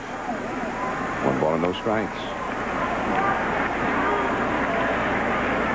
So Percival gives him 1 inning. Schoenweiss, Weber, Percival, each having pitched 1 shutout inning so far. Now Donnelly. Got him chasing that slider. You know, we were talking about the fact that the bullpen for Boston has had a over 10 earned run average. You know, when Pedro was pitching. You know, there are years when the bullpen will pitch great for you, other years when you struggle. I mean, it's just the nature of the game. And especially when you pitch as many games as Pedro does over the years, you're going to have that type of situation where some years are going to pick you up, other years are going to let you down.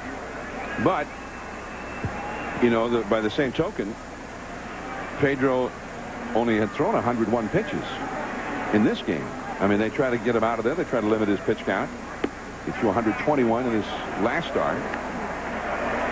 But, you know, they might have wished that they'd stay with Pedro an extra inning there. Usually with Pedro, they err on the side of caution. Correct.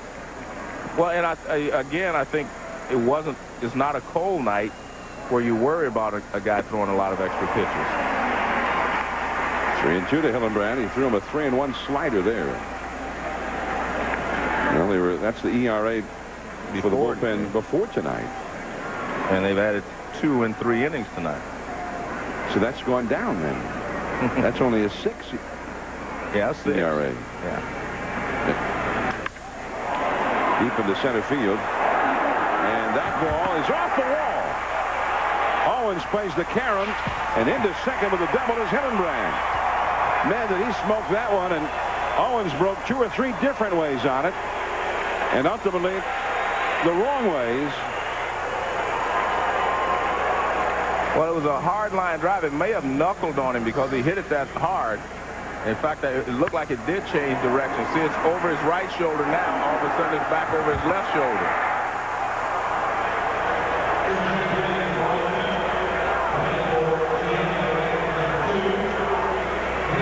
Now a pinch runner going in at second base. And there he is, Damian Jackson.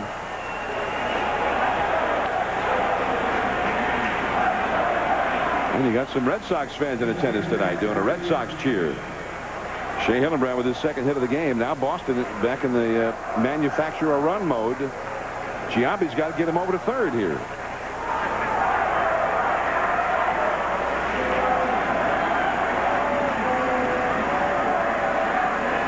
I don't think you bunt. I think he just has to try to pull the ball.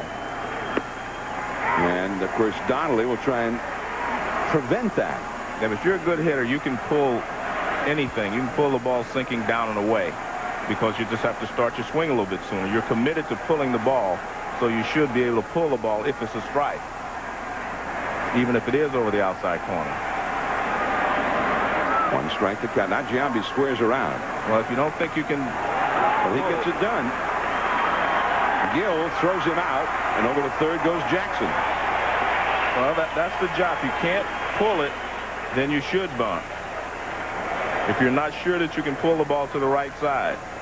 You think that was his call, or was it Grady Little's call? Well, I'm not sure. I mean, Grady may have seen the first attempt, so he says, now I'm going to make sure he bunts it. Maybe Grady was going to just give him one shot at it. But let's face it, Giambi has played for the A's for the last few years, and I know he didn't bunt there. So you're not sure he can bunt if you're Grady Little, you know. And so they've exchanged the out to get the base. Now the Angels bring the infield in for Jason Varitek, and a fly ball hit well enough would get that run home. That's a foul. And John, they bring the infield all the way in. They're inside the baseline, which a little surprising to me, but I guess, you know, they're respecting the speed of Jackson at third base. You know, normally you'd be, maybe a step and a half behind where you are now, which would give you a little more range. Because you're going to have to charge the ball anyway if you're coming home. So really, I mean, Damian Jackson has probably dictated that. Yeah. He's fast. Inside. 1 ball, 1 strike. See, the tough part for Jackson is it's a left-handed hitter there. So the catcher can fire down to third base, so you can't get as big a lead as you would like to get, you know, or that you could get if it was a right-handed hitter in the batter's box. So he has a clear shot at you all the way if he wants to take it. Varitek 0 for 3 tonight, and he came into the game hitting only 182 as a left-handed hitter. Oh, changed speeds on it that time and fooled him. 1 ball, 2 strikes. Well, if you're Varitek, your job now is to make sure you put the ball in play. Change up, and he's way out in front. You just have to, that's your job. I have to put the ball in play. Whether that means choking up on the bat, whether that means spreading out, whatever you want to do, it's your job now to make sure you put the ball in play. Infield pulled in all the way around, making it a little bit easier to bounce one through. 1 out. And he got jammed, but he fought it off. 1 ball, 2 strikes. Well, it's one of the things you do as a hitter is you just try to aim when you're trying to make sure you put the ball in play, you aim it back through the middle. You just, that way you wait a little longer. You may get jammed, but you may bloop one over the infield too. But you don't pull off. That way the changeup can't bother you if you're hitting everything back through the middle. Struck him out. The high heat. Well, we talk about situational hitting, and when you walk up there with a runner at third, your priority has to be to put the ball in play from the first strike. And you see the high fastball that gets in the strike zone, but it's still the pitch that Molina had asked for. Red Sox now are 2 for 10 as a team in at-bats with runners in scoring position. Now Johnny Damon, the infield back, normal depth, and Damon takes a strike. Damon is 1 for 5 in the game. Red Sox have not scored since the 5th inning when Manny Ramirez bounced one through a drawn-in infield to get Bill Miller home. Now they're trying to get Damian Jackson home in the 11th. That is foul. Hit very hard, but foul. 0-2.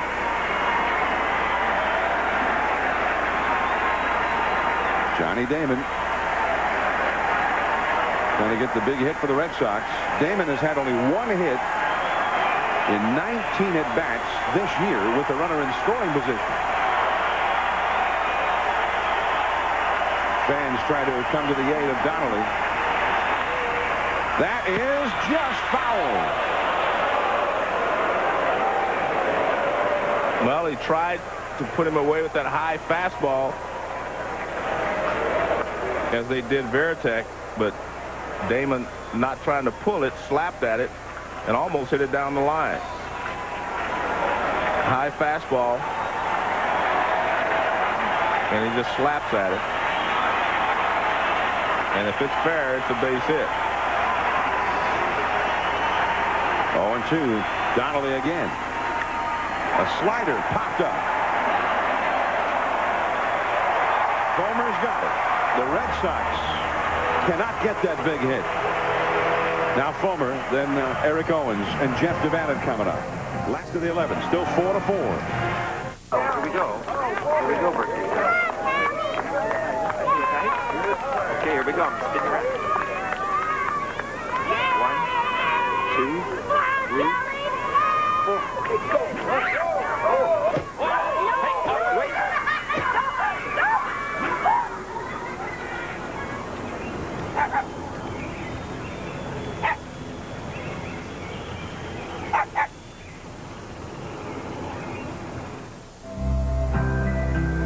Somewhere between Wyoming and Nebraska, there was nothing.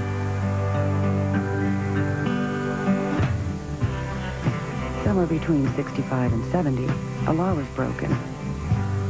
Somewhere between stop it and you're grounded, a mom pulled over. And somewhere between where you are and where you're going, there's a Super 8. See you along the way.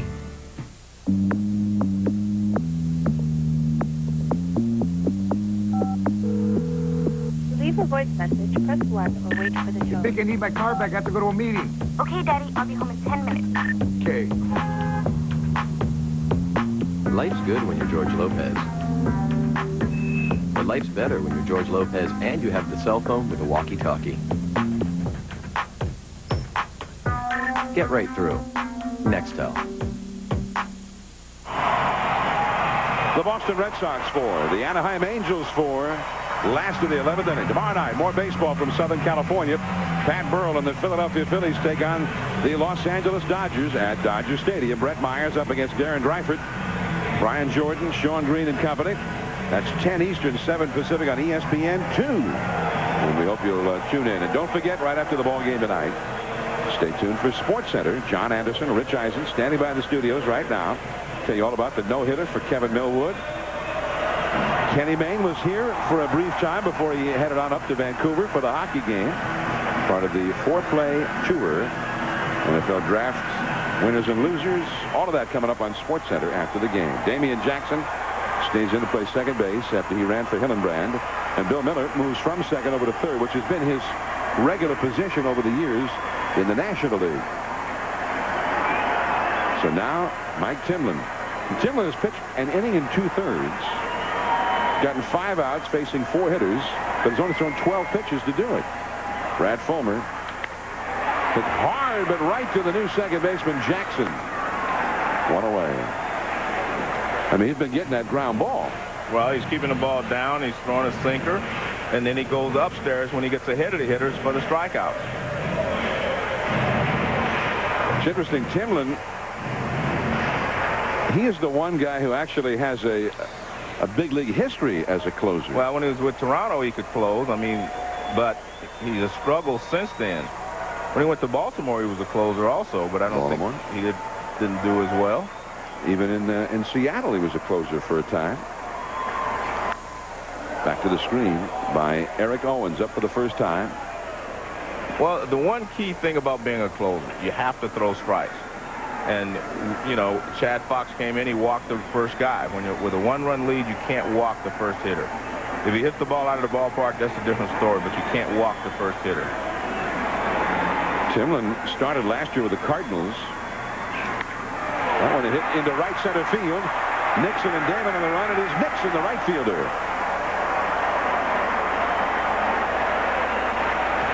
Two down. And on Jeff Devannon. Well, Timlin not only is throwing strikes, he's thrown 13 strikes and only 2 pitches out of the strike zone since he came in. But he's getting rid of all these hitters just like that. 1 pitch, 2 pitches, and see you later. Now Jeff Devannon. He has homered, struck out, doubled, and had a sacrifice bunt. They won't be asking him to bunt right here. Broken back. Nomar slings it over to first for the out. Wow, a 1-pitch at bat and a 4-pitch inning. He could pitch all night at this rate. Miller, Garcia Parra, Manny Ramirez coming up into the 12th.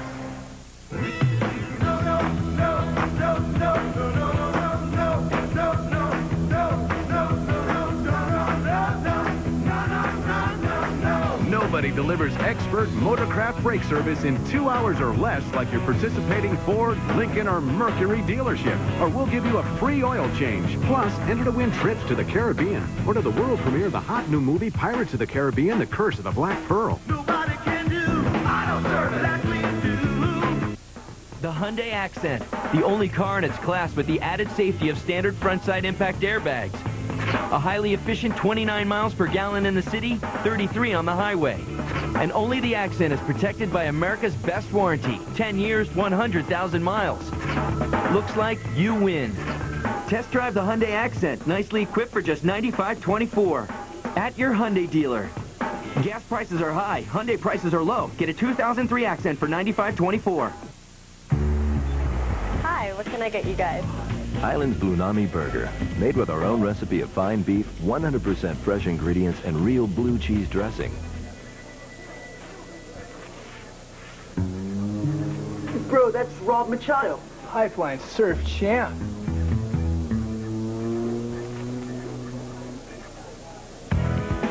A great meal, whatever price you have to pay for it.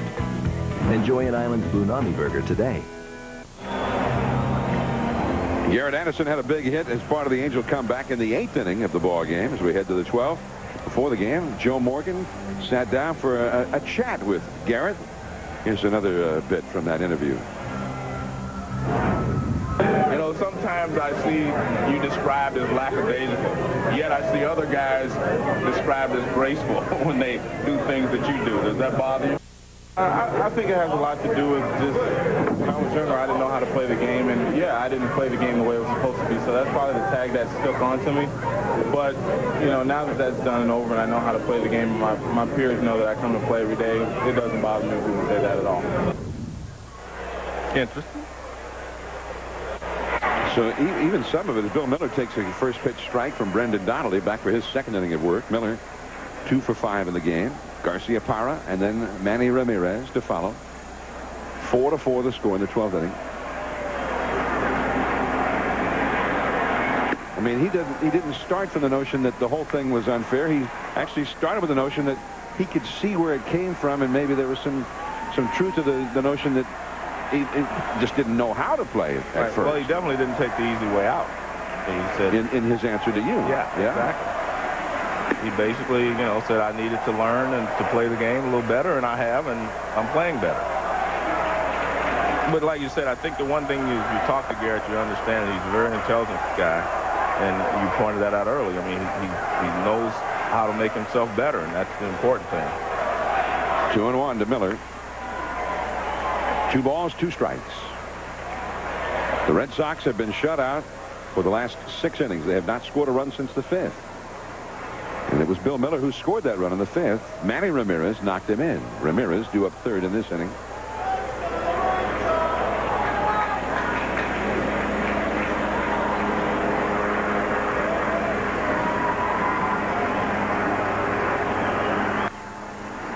Still 2 balls, 2 strikes. Talking about Garrett Anderson, who was shut down by Pedro Martinez, but then in the 8th inning against reliever Brandon Lyon and a runner aboard, he got a hold of one. Almost out. Not quite. It was a double that made it a 1-run game. 3-2 to Miller.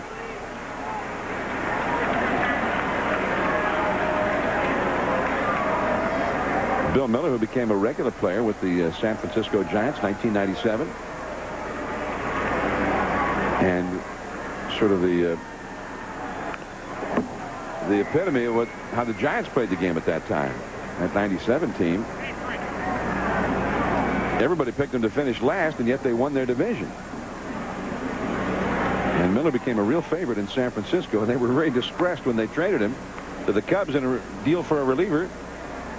Except it looks pretty good right now in San Francisco. Tim Worrell was the reliever the Giants got for Bill Miller.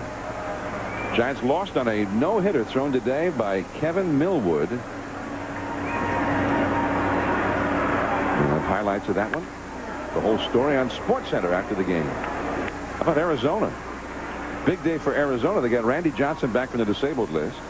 The Giants get no hit in Philly, and the Diamondbacks have been struggling horribly earlier this year. They swept a doubleheader. The second game won by the big unit. They picked up a game and a half on the Giants in the same day. 3-2 to Miller. That ball hit high in the air, deep to right field. Going way back there, DeVannon, he's under it down.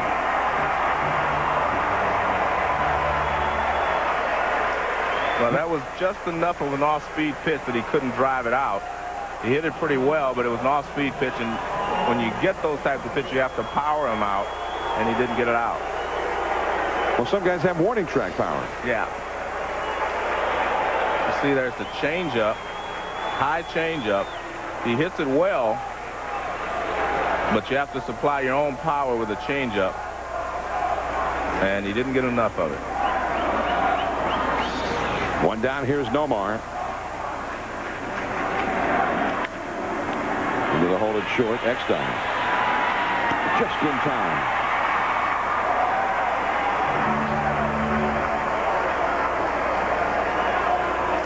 Nomar really hustled up the line on that one. Made it close. Now Manny Ramirez. Well, you can see that Fulmer had too much of the bag. His body was almost in the middle, and you see Nomar looking back, because usually you take that ball and you just move forward, you move away from the contact. Yeah, that was odd, wasn't it? Yeah, he was standing pretty much straight up on the bag. It's almost as if he didn't expect that there would be a close play at first. As if Fulmer was surprised at how hard Nomar was running. 0-1 to Manny Ramirez.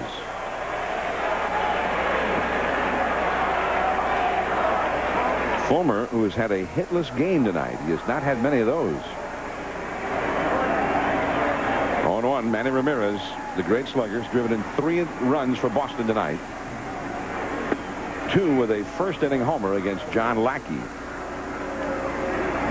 Red Sox at one point led this game 4-1. They were leading 4-1 as late as the 7th inning. They were leading 4-2 into the 8th inning and 4-3 into the 9th inning.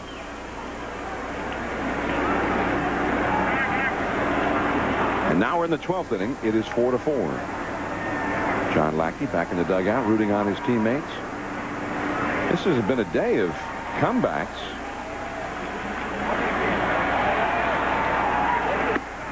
Strike 2 on the outside. Cardinals had a 6-1 lead over Florida in the bottom of the 9th inning in Miami, and Florida scored 5 runs in the 9th, and that game went 20 innings before it was resolved. Kansas City was ahead 9-4 in the bottom of the 9th at Toronto, and Toronto beat them in the 9th inning 10-9. High and foul off the right field line. DeVannon hustling over, but it's out of play. 1-2.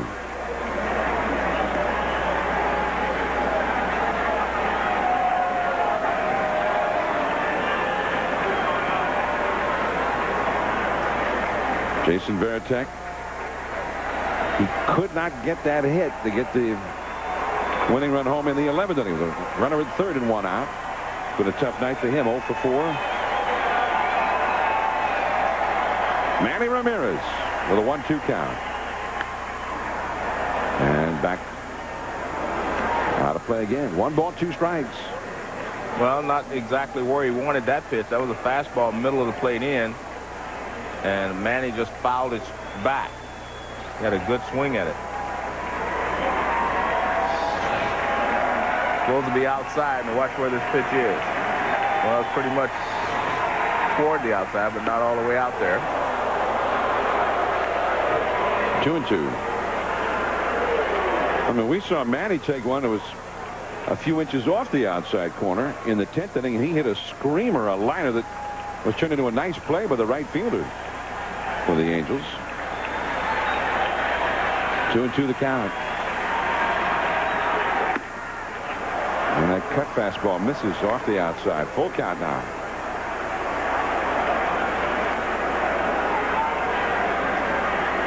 On deck, Kevin Millar.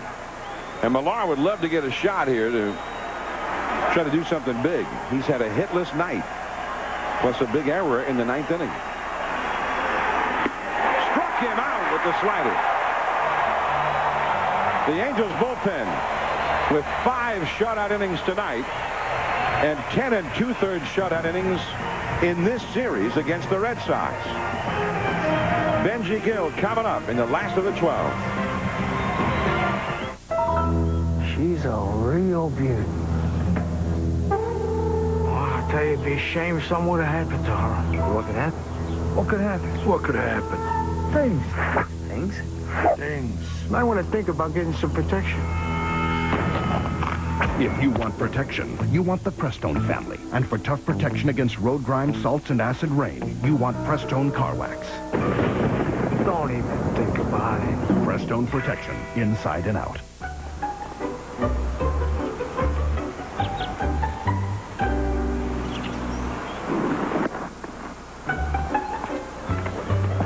Repair jobs are quick and easy with Quikrete fast-setting concrete.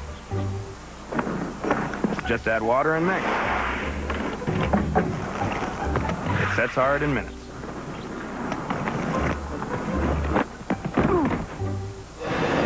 Quikrete. It's that easy.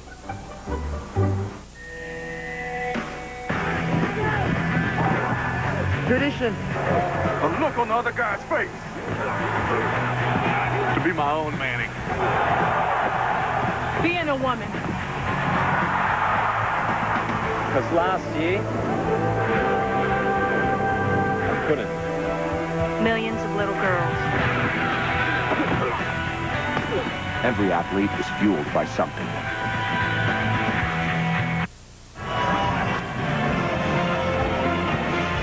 Well, they're all set on the set at Sports Center. John Anderson and Rich Eisen. They got the whole day's world of sports ready to present to you. Stay tuned. Kevin Millwood had the no-hitter. The latest from Kenny Mayne. Did he make it to the hockey game and make history up in Vancouver? Well, if he didn't make it there, maybe he's got time to come back here. See, J-Lo is still here. There's Ramiro Mendoza, the former Yankee. Look at that ERA. I mean, he looked like one of the great pickups in the offseason for anybody. He had tremendous success with the Yankees. Well, he's got that sinker of his working. He's as tough as you'll find, and yet it has not been working most of the time this year. Benji Gill leads off against him. Starts him with a curveball. 1-1. Now, Tony Cloninger, the pitching coach for the Red Sox, said that, you know, Mendoza's had some problems in his delivery, in the mechanics of his delivery. And he thinks that they've ironed those out now. Because Cloninger knows Mendoza well. Cloninger used to be the bullpen coach in New York, where Mendoza pitched for so many years. 0-2 the count. That's his great sinker right there. That sinking fastball is his bread and butter pitch. And when he gets it down, you cannot get it in the air.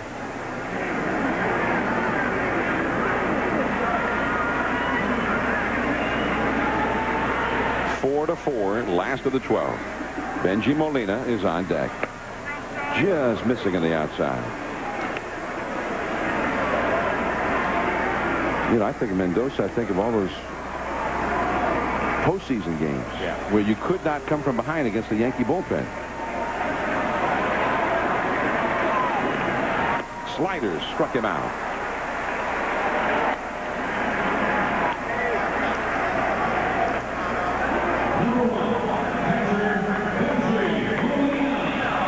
Well, you threw him a slider to start the at-bat, And if he finishes them off with a slider, real good slider right there, going down and out of the strike zone. And with 2 strikes, Gill had to chase it. It looks like they're getting buzzed by a bug down there. We got him out of the way, and now Molina will stand in. He drove in the tying run with a base hit to right in the 9th inning.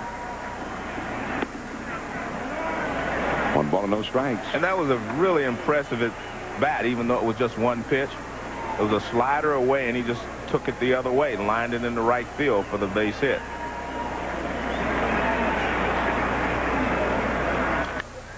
And that foul is back out of play. I mean, we watched Lyon and Fox both look real shaky tonight. Yeah. Each gave up a run in the late innings. And then we watched Mike Timlin, the veteran, come in. And he made it look ridiculously easy. But as we're saying, some people believe it's tougher to get the last 3 outs than it is to pitch any other time in the game. Ooh, that breaking ball just missed on the inside. 2-1.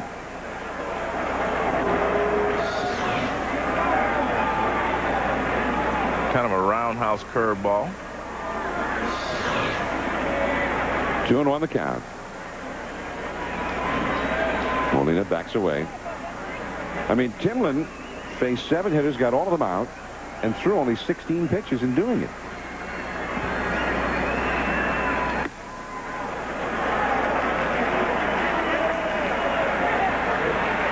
Three and 1 the count now to Molina. Well, Mendoza has been a missing ingredient for this Red Sox bullpen. I mean, he can start throwing the way he threw with the Yankees.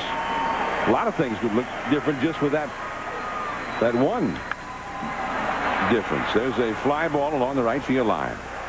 Trot Nixon in foul territory. 2 men down. Stanley Cup playoff action continues tomorrow. 7 o'clock Eastern, 4 Pacific on ESPN. The New Jersey Devils and the Tampa Bay Lightning. The Devils lead 2-0 in that series.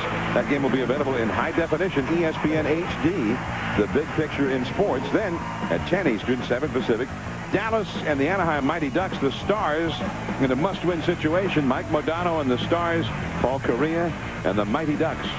Not far from here. That's at 10 Eastern tomorrow night. David Eckstein. Ooh, curveball in there for a strike. Eckstein has not been on base all night. 0 for 5. He hit the inning-ending double play in the 9th inning when Timlin came in. Eckstein had a chance to knock in the winning run there. With 2 on and 1 out, but almost instantaneously, Timlin got in and hit the double play ball. And the Angels have not had a base runner since then. Timlin and now Mendoza have retired 9 in a row. We're in the 12th inning of a 4-4 game. 2 down, nobody on. No balls, 2 strikes. To Eckstein. Adam Kennedy would be next. Ooh, there's that sinker. And that was a pretty strong inning from Mendoza. Now to the 13th inning. Kevin Millar coming up. Trot Nixon, Damian Jackson. 4-4. This is the latest. This isn't. This is the latest. This isn't. And when it comes to athlete's foot, this is the latest. This isn't. Lotramin Ultra, the latest prescription strength medicine available without a prescription. Lotramin Ultra, the latest advancement for relief of itching and burning. The latest cure, so ultra powerful, 1 use a day is all you need. Nothing's proven to be stronger or faster, and nothing's newer. Lotramin Ultra, the killer cure.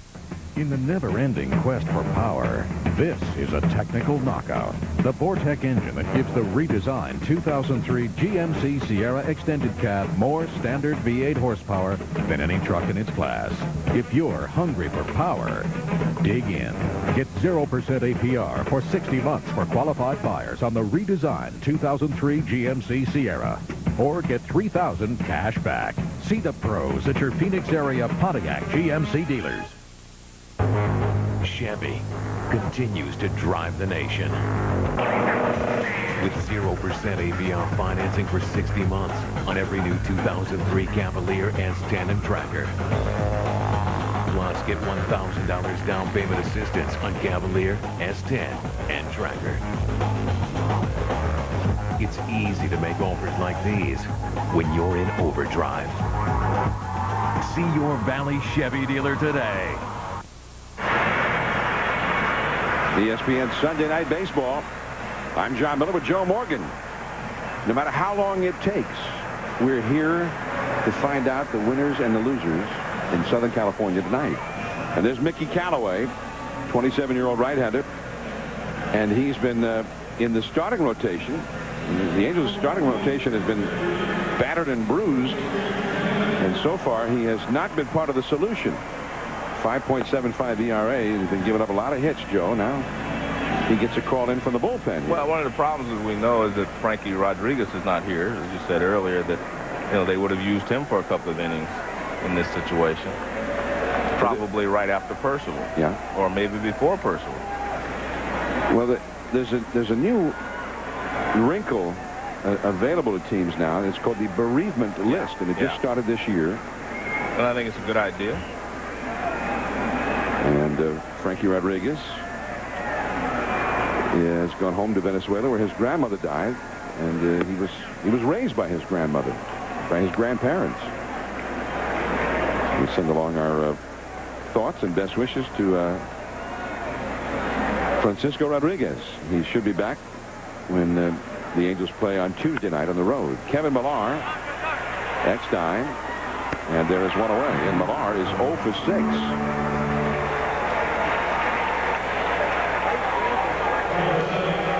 Of course, Fernando Vina was 0 for 9 today in Miami for the St. Louis Cardinals.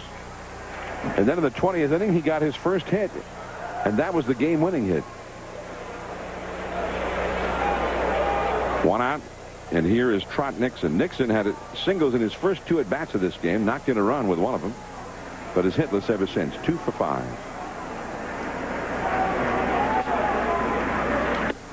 And the curveball in there for a strike. Callaway is the 6th Angels pitcher. The Red Sox have been shut out since the 5th inning. 4-4 the score. Right to Fulmer. On number 2. Callaway in relief of Donnelly, who pitched 2 shutout innings. Now the Sox are going to pinch hit. It will be Todd Walker to bat for Damian Jackson here in the 13th inning. Walker, who has been the Red Sox regular second baseman, hitting .293, 2 homers, 12 batted in. He's just a very good hitter.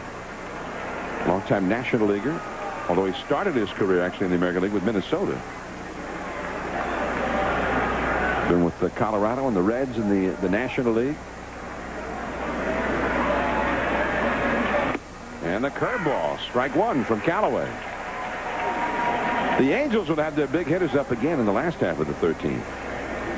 Kennedy, and then Tim Salmon and Garrett Anderson. Anderson started back quickly, then stopped, and just waits for it. So a very strong inning for Callaway. 4-4, last of the 13th. Anderson will be due up 3rd.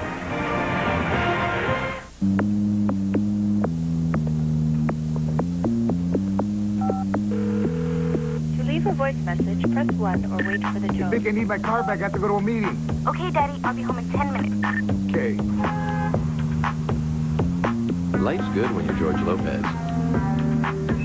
But life's better when you're George Lopez and you have the cell phone with a walkie-talkie. Get right through. Nextel.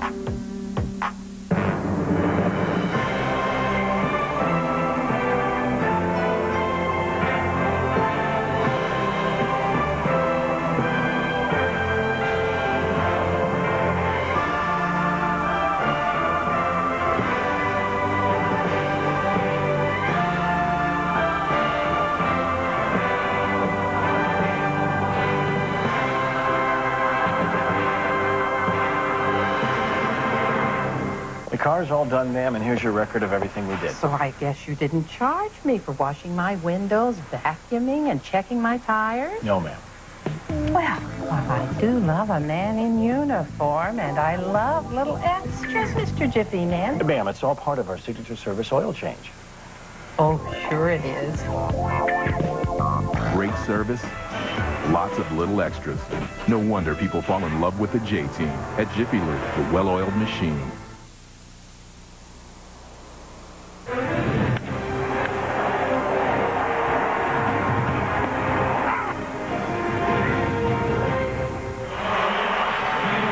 We've had the world champion Angels, the Boston Red Sox, and the great pitcher Pedro Martinez.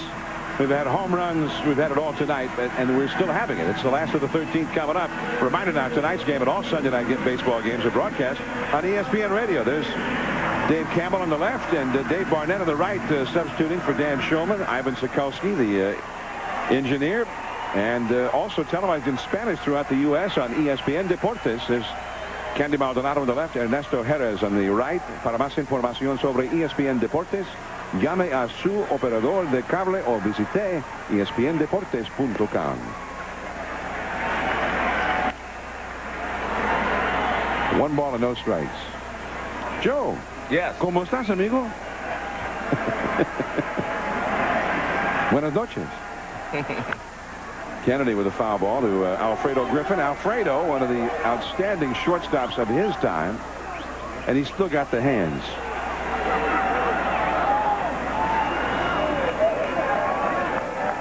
He was one of those shortstops out of San Pedro de Macorís in the Dominican. Adam Kennedy, 2 hits, 5 at bats. Ramiro Mendoza misses with the curve outside. 2-1.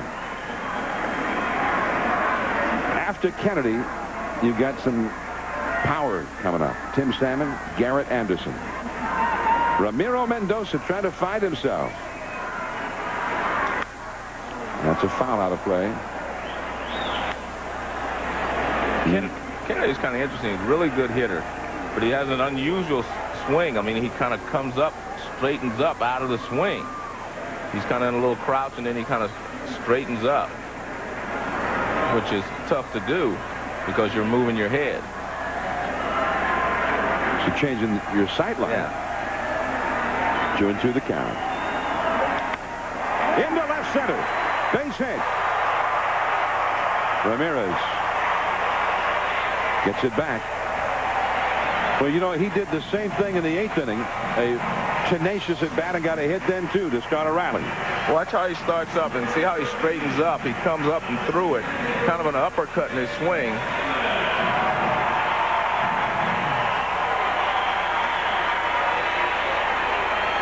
He's got a little uppercut, but he's a good hitter. You have to have really good timing to be able to do that. Now Salmon. He has had only 1 hit tonight. That was in his first at bat. Garrett Anderson behind him. That ball is hit. Not deep enough to left field. Just a little too quick on it. Well, I think it got in on him, Johnny, that sinker, because he had a good swing. He did everything right except get it on the good part of the bat.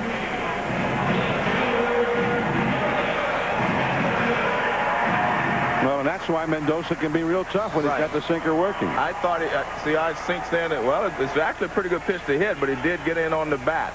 Watch it tail in a little bit. It starts back in right there, and he gets it a little bit on the handle, and that's why it didn't go out. Sure. Everything was there, but solid contact. Garrett Anderson fouls one back. So not quite at the center of percussion. Exactly. As you have so often said. When you're in your, physics mode. Anderson's had 1 hit tonight. It was a big one. Almost a 2-run homer. Had to settle for an RBI double. Back in the 8th inning. He is 1 for 5. There goes Kennedy. And he steals. Was it a foul? No. No, he steals it. Yeah, and I was going to say, if you're sitting over there in the Angels dugout, you hope he swings and misses that ball, because Kennedy had an unbelievable jump. Mendoza just comes up and throws, and Kennedy was running long before. Watch this. Even in slow motion. I mean, he gets a great jump. Yeah, look, you can see right there how far he was already away from the bag before the ball was out of the hand of Mendoza. And you were just hoping that if you're the Angels, you're hoping that Garrett did not make contact. Now he has a chance to drive him in. And he's the man the Angels want up there when they need somebody driven in. But not this time. Mendoza gets him. Not a good night for one of the better hitters in the league. That's his 4th strikeout tonight. Excellent pitch there by Mendoza. You know, a lot of people might have wondered why you wouldn't walk him in that situation. Well, because you had 2 strikes on him. Get him to chase something out of the strike zone. And Garrett a little too aggressive there. The Angels' 2 leading hitters coming into the game were Garrett Anderson and Brad Fulmer. They're going to walk Fulmer intentionally because he doesn't have 2 strikes. And Eric Owens, a right-handed hitter, is on deck. All of the Angels' available left-handed hitters, remember Darren Erstad is on the disabled list right now. All of their available lefties were in the starting lineup. Ball 3 outside. Fulmer was 2nd in the league in hitting. Garrett Anderson was 8th in the league in batting average. Anderson is 1 for 6 with 4 strikeouts, and Fulmer is 0 for 5.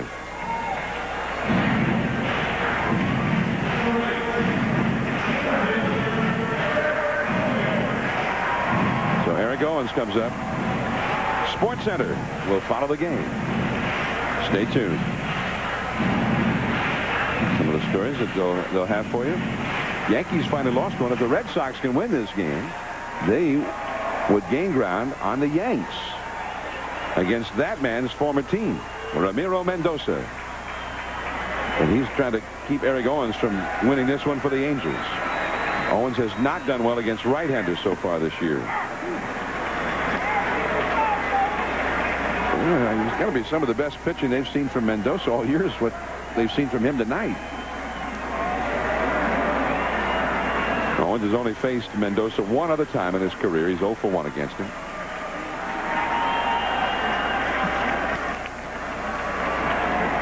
Adam Kennedy led off the inning with a base hit. He's at 2nd. And he's the important man right now. Mendoza checks Kennedy. Into center. Here comes Damon on the run, and he's there.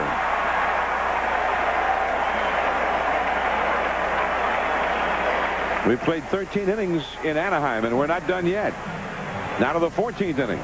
Jeremy Giambi, Jason Varitek, Johnny Damon coming up. Here we go. Here we go, Bertie. Okay, here we go. 1,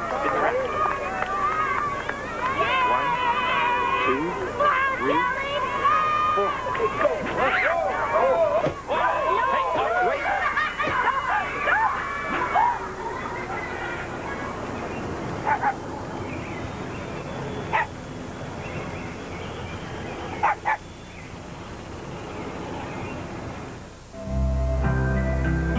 Somewhere between Wyoming and Nebraska, there was nothing.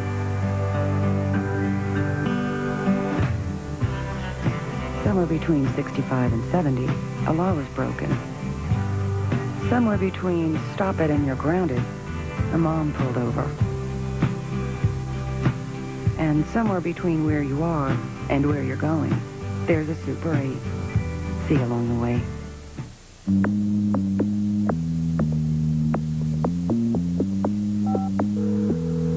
Leave a voice message, press 1, or wait for the tone. I think I need my car back. I have to go to a meeting.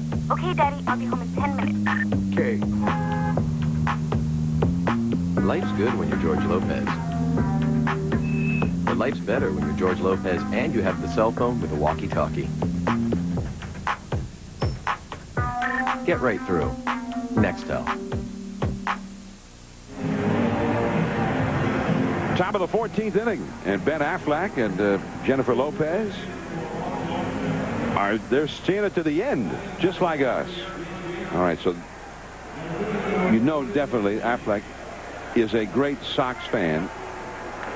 On to the 15th inning, or what inning is this? The 14th inning. So it's an estimate. All right, the 14th inning, and here is Jeremy Giambi. And you see the 2 bullpens. I mean, the Angels bullpen has gotten the best of it. 6 shutout innings. The Red Sox bullpen having some problems in the 8th and 9th innings has since then shut out the Angels for 4. By the way, David Ortiz is the pinch hitter here for Giambi. David Ortiz, former Minnesota Twin. Big, strong lefty, hitting only 188. Drives one deep into left center.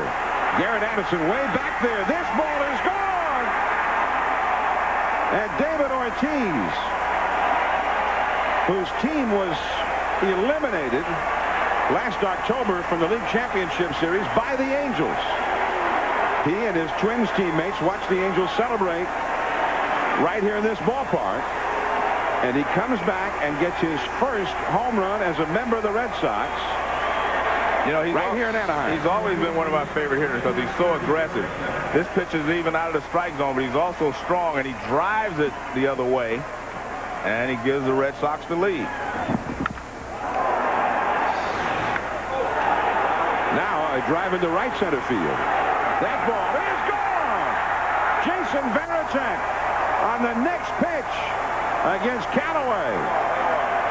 And the Red Sox are launching him here. Back-to-back home runs from Ortiz, and then Varitek. For Varitek, his first hit of the game. Well, they put charges in the 2 pitches. One was down, one was up.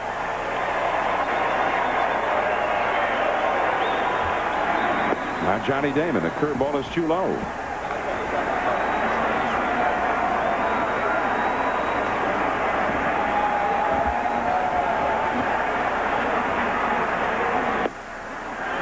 That's a strike on the outside. Johnny Damon, 1 for 6. Wow. The Red Sox had not scored since the 5th inning, and suddenly, on consecutive pitches, they hit home runs. 1-2 to Damon. Well, you have to give the manager credit, Grady Little, for sending Ortiz up there. He sent him up there to hit it out, and he did. A lot of the other things haven't worked well for him tonight, but that one worked. Now, Giambi was his DH. Yeah. Not Ortiz. Yeah. And neither one of them had hit that well this year. But it is Ortiz who hits the big home run. And the Red Sox fans who are still here making themselves heard. A lot of the fans who were here, 43,690, have long since left the premises. It sounds like a lot of the Red Sox fans were not among those who left. Fulmer, and that is out number 1.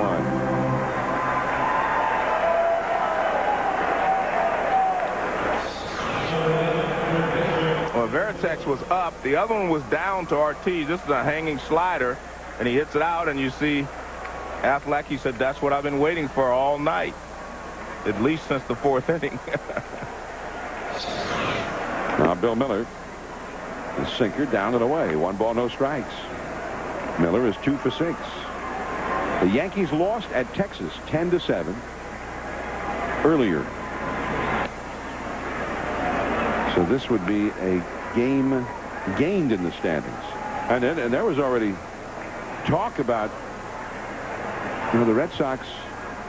Hey, let's face it, we'd like to beat the Yankees in the division, but as long as we're one of the 8 teams that makes it into the postseason, that's the real goal. Theo Epstein, the new general manager of the Red Sox, even went so far as to say, hey, we don't want to be talking about wild cards and whatnot, but the object is just to make the postseason. I mean, the Yankees, the Red Sox have been off to a very fine start. If they win this game tonight, they'll be 16-9. That's not too bad. But the Yankees, even with their loss today, are 20-5.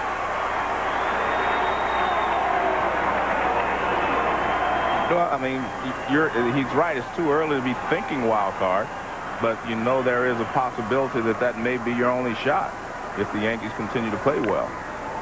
But at this stage, you always figure the Yankees are going to go into a slump at some point, and you have to be playing well enough to try to make up some ground at that time. Or wait till you play them head-to-head. And they play head-to-head, 19 times. Yeah, so you still have plenty of time. So if they can win this one, they will be 4 games back of the Yankees, and they're going home. Red Sox have only played 9 games at Fenway Park so far. This is their 16th road game. Eckstein has it. The second one, Kennedy to first. 2, double play.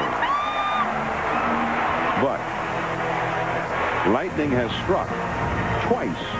David Ortiz as a pinch hitter. And then Jason Varitek on the very next pitch.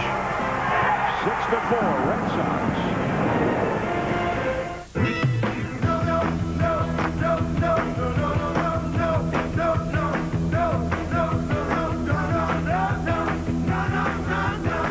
Nobody delivers expert Motorcraft brake service in 2 hours or less like your participating Ford, Lincoln, or Mercury dealership. Or we'll give you a free oil change. Plus, enter to win trips to the Caribbean or to the world premiere of the hot new movie Pirates of the Caribbean, The Curse of the Black Pearl. Nobody can do auto service like we do. Another pure performance from Purolator. Every 3,000 miles, there's a smile on my face. Underneath that truck is my favorite place. With the turn of the filter, my engine starts grooving. On that open highway, my pickup is moving. That shiny blue can keeps that golden oil flowing. For 17 years, my odometer's been growing. For performance that'll inspire any do-it-yourselfer, put on a Purolator. Pure oil now, pure oil later. So, tell me, where do you see yourself at age 65? Not working. Working. I love to work. Spoiling my grandchildren. I start in the Greek islands. I can't think that far ahead. Then make my way up through Italy. Small vineyard, 25 acres, maybe top of a hill. Just a view that goes on forever. Really pretty. Lots of dogs. Building wealth begins with a relationship, and our financial advisors know it. UBS Payne Weber.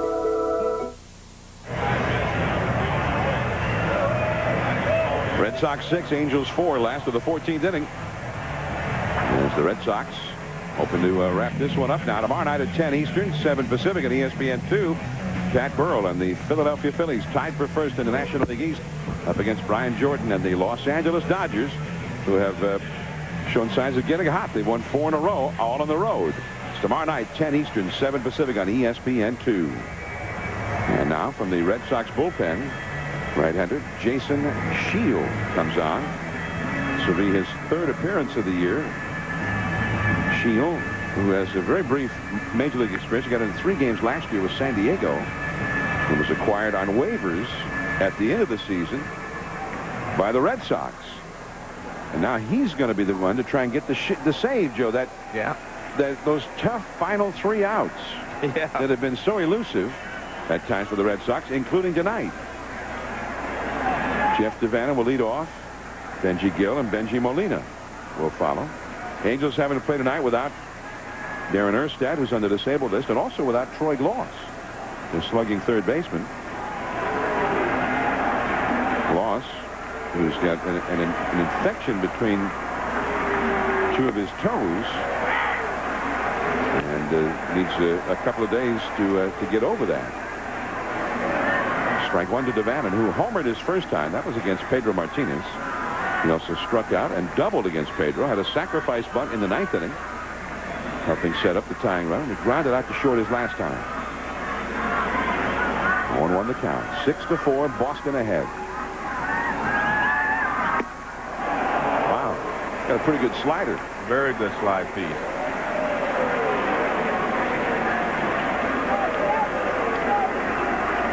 Shield very early today, well before this game. We get a look at that pitch.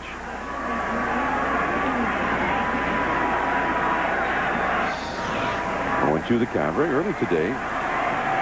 Shield was out in the bullpen with pitching coach Tony Cloninger, doing some work on the side, which you don't often see with relievers. Yeah, because they might have to pitch in that game. And he is now pitching. But he's had, let's see, about 7 hours in between his throwing session on the side earlier and now.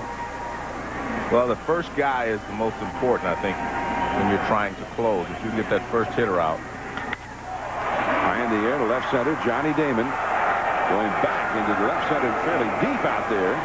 Much deeper than I think he originally thought it was going to go. On the warning track, he finally caught up to it. Well, I tell you what, Devanna has some pop in his bat. That ball jumped out there a long ways, and he didn't hit it as well as Damon thought he did. One down, and now Benji Gill. So he got that first man. Yeah, that's the important guy. When you're trying to save, if you can get the first hitter out, it makes your job so much easier. Even if you give up a hit after that, that first guy is the most important. Benji Gill has not yet gotten it going with the bat this year. And that's too low. 1 ball and no strikes. One of the guys who did the job for the Red Sox tonight.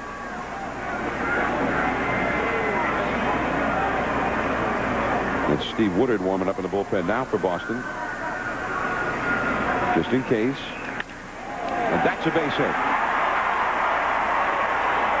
Only the second hit of the year for Benji Gill in his 23rd at bat. Well, the 8th inning rally, when they were down by 2 runs, started with 1 out.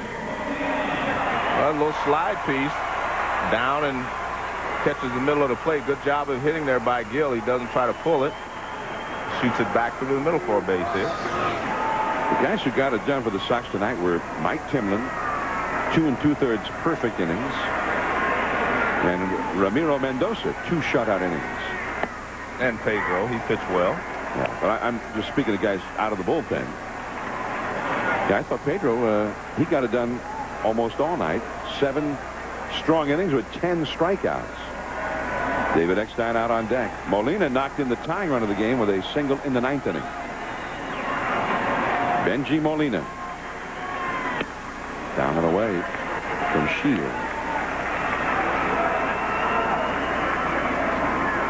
Shield was originally in the Atlanta Braves farm system. And he was then acquired by San Diego as part of the deal that sent Ryan Klesko out to San Diego.